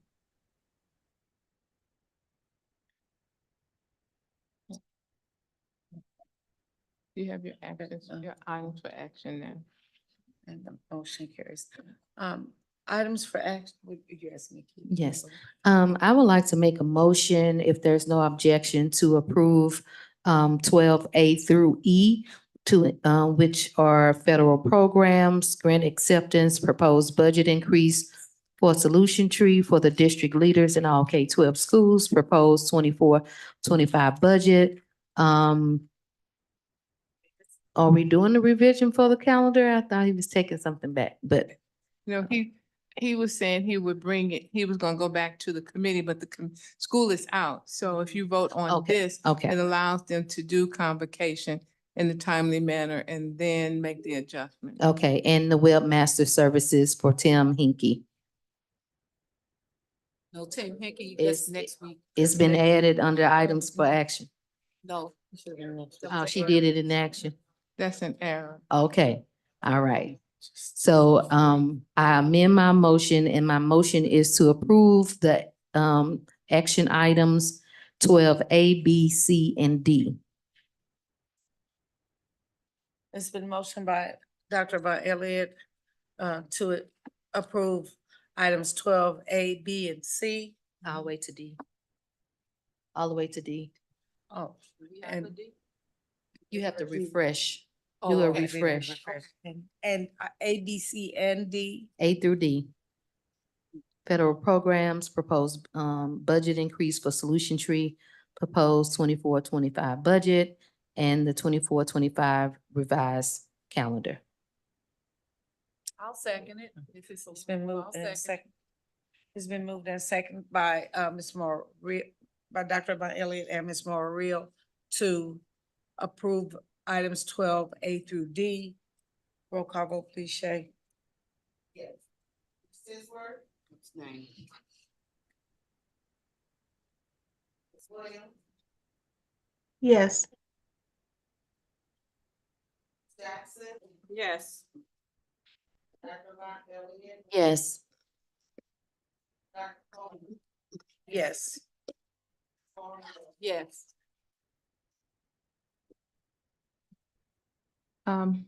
My turn. Yes, I'm sorry. Thank you to the board for allowing me to make my superintendent comments last. And one of the things I always wanted to do was talk from a sparkling mic. So I don't know if is it on? Yes, thank you.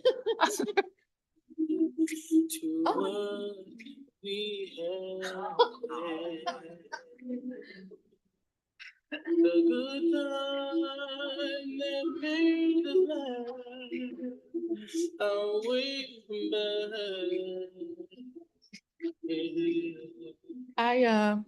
I thought we get As I come to the end of my journey, I have all sorts of mixed emotions. And so I just wanted to take a moment to say how special these past two and a half years have been for me. Coming out of retirement and not knowing what was going to happen when I got here. And I came for 6 months. That was it. And I ended up staying here 2.5 years. And I don't know if everyone realizes, Dr. Coleman kind of hit it. The potential that exists here in the Riverview Gardens School District. Don't ever underestimate yourself about the worth, the value that you do. That young man today said it. You know, he is a scholar, Bill and Melinda Gates Scholar, because of the people that work in this district. And a lot of times that's forgotten. And so I want to say to the parents who may be listening tonight, thank you for allowing me to be a part of the lives of your children. Had I been at home these past 2.5 years, I would not have had that experience. Thank you to the teachers and the amazing administrators that work in this district. You've heard me say time and time again how the conversation has changed. And when you sit down and you look at all that has been accomplished, you know, from C&I going from a one-person coordinator to a team, we now have a math coordinator, an ELA coordinator, a science coordinator. We have someone over math. We have gifted and talented. We have library and media, and all of those things are making gains. When the state gave up on us, for lack of a better word, this district continued to persevere. And when you look at the gains that have been made academically, chipping away, the district didn't get here overnight. It won't get where it's going overnight, but it is certainly headed in a different direction.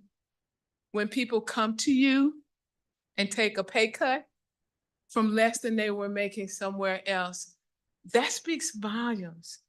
That speaks volumes to the potential that exists here in the Riverview Gardens School District.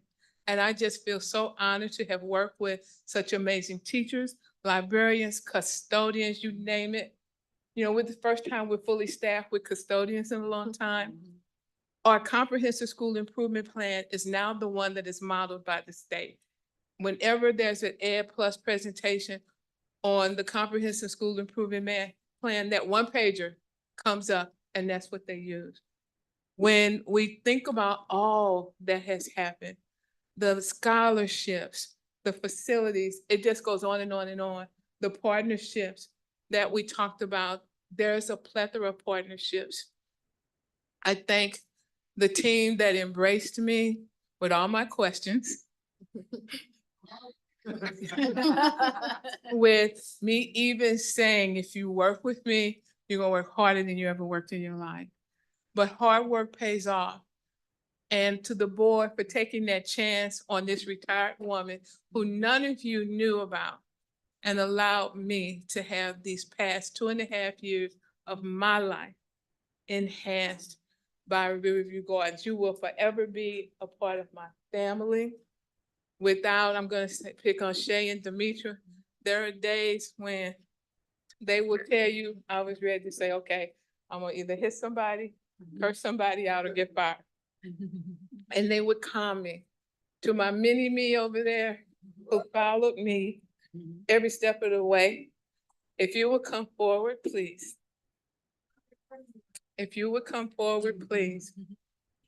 I would like to pass the RDSD superintendent part to Dr. Connie.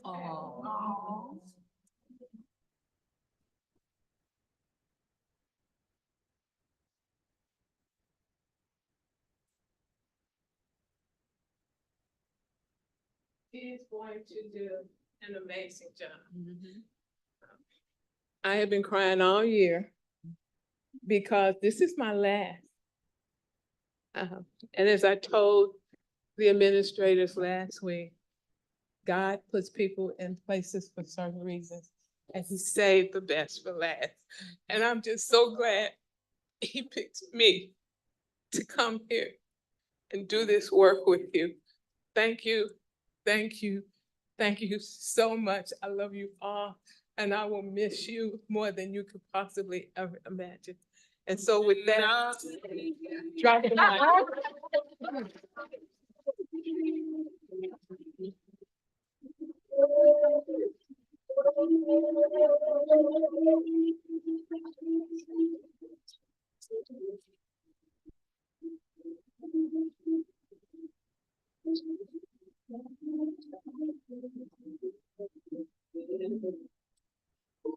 Oh, no, we have to get to there.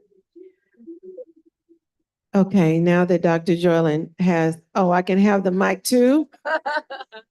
Okay, now that she has Dr.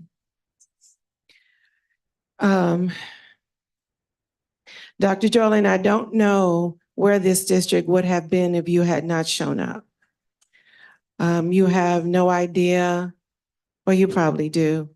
But the difference you have made here, you have made such a difference in everybody in this room, in the board, in our building leadership, in our district leadership. The legend is truly a legend. And I can personally tell you that I would not be where I am today without you. And the blueprint that you have laid is what we're going to follow. I learned from the best. It doesn't get any better. So I can't tell you how much I appreciate you.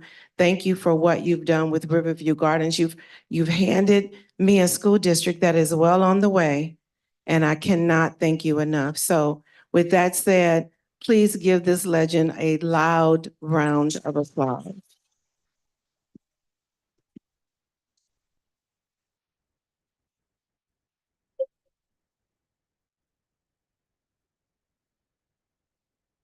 I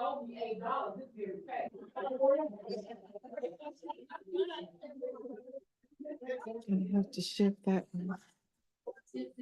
Shift that one. Mhm.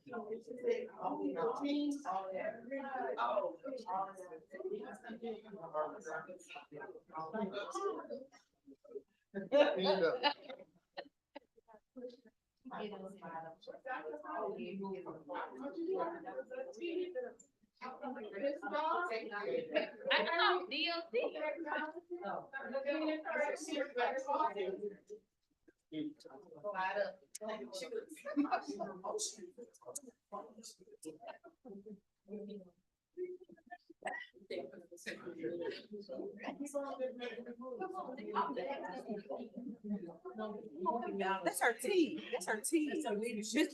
That's her leadership. Don't. You know, she. Legal.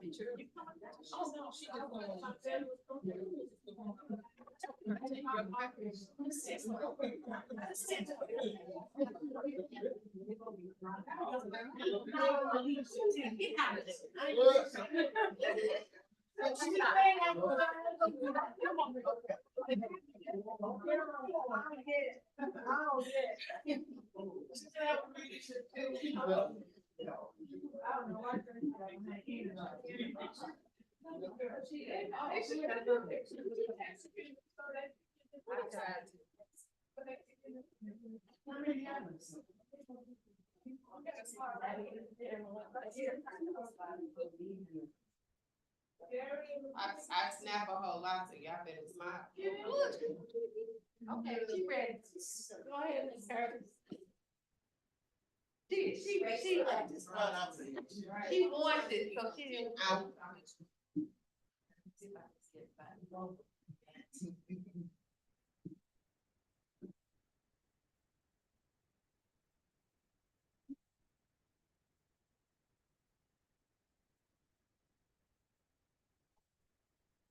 This is beautiful.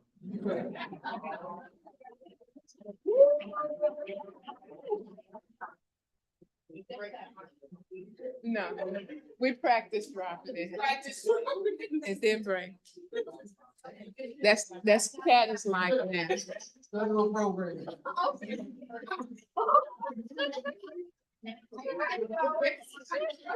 Madam Chair, just a reminder that some of us have to go back and close session. Okay.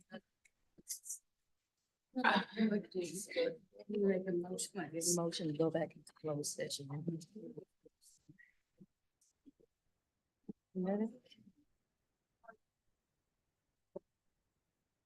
This time I'd like a motion to reconvene. You want to close the open Oh, session? a and go motion back to into close a the open session and reconvene our closed session. closed session. So move. I second. Okay. So good night, everyone.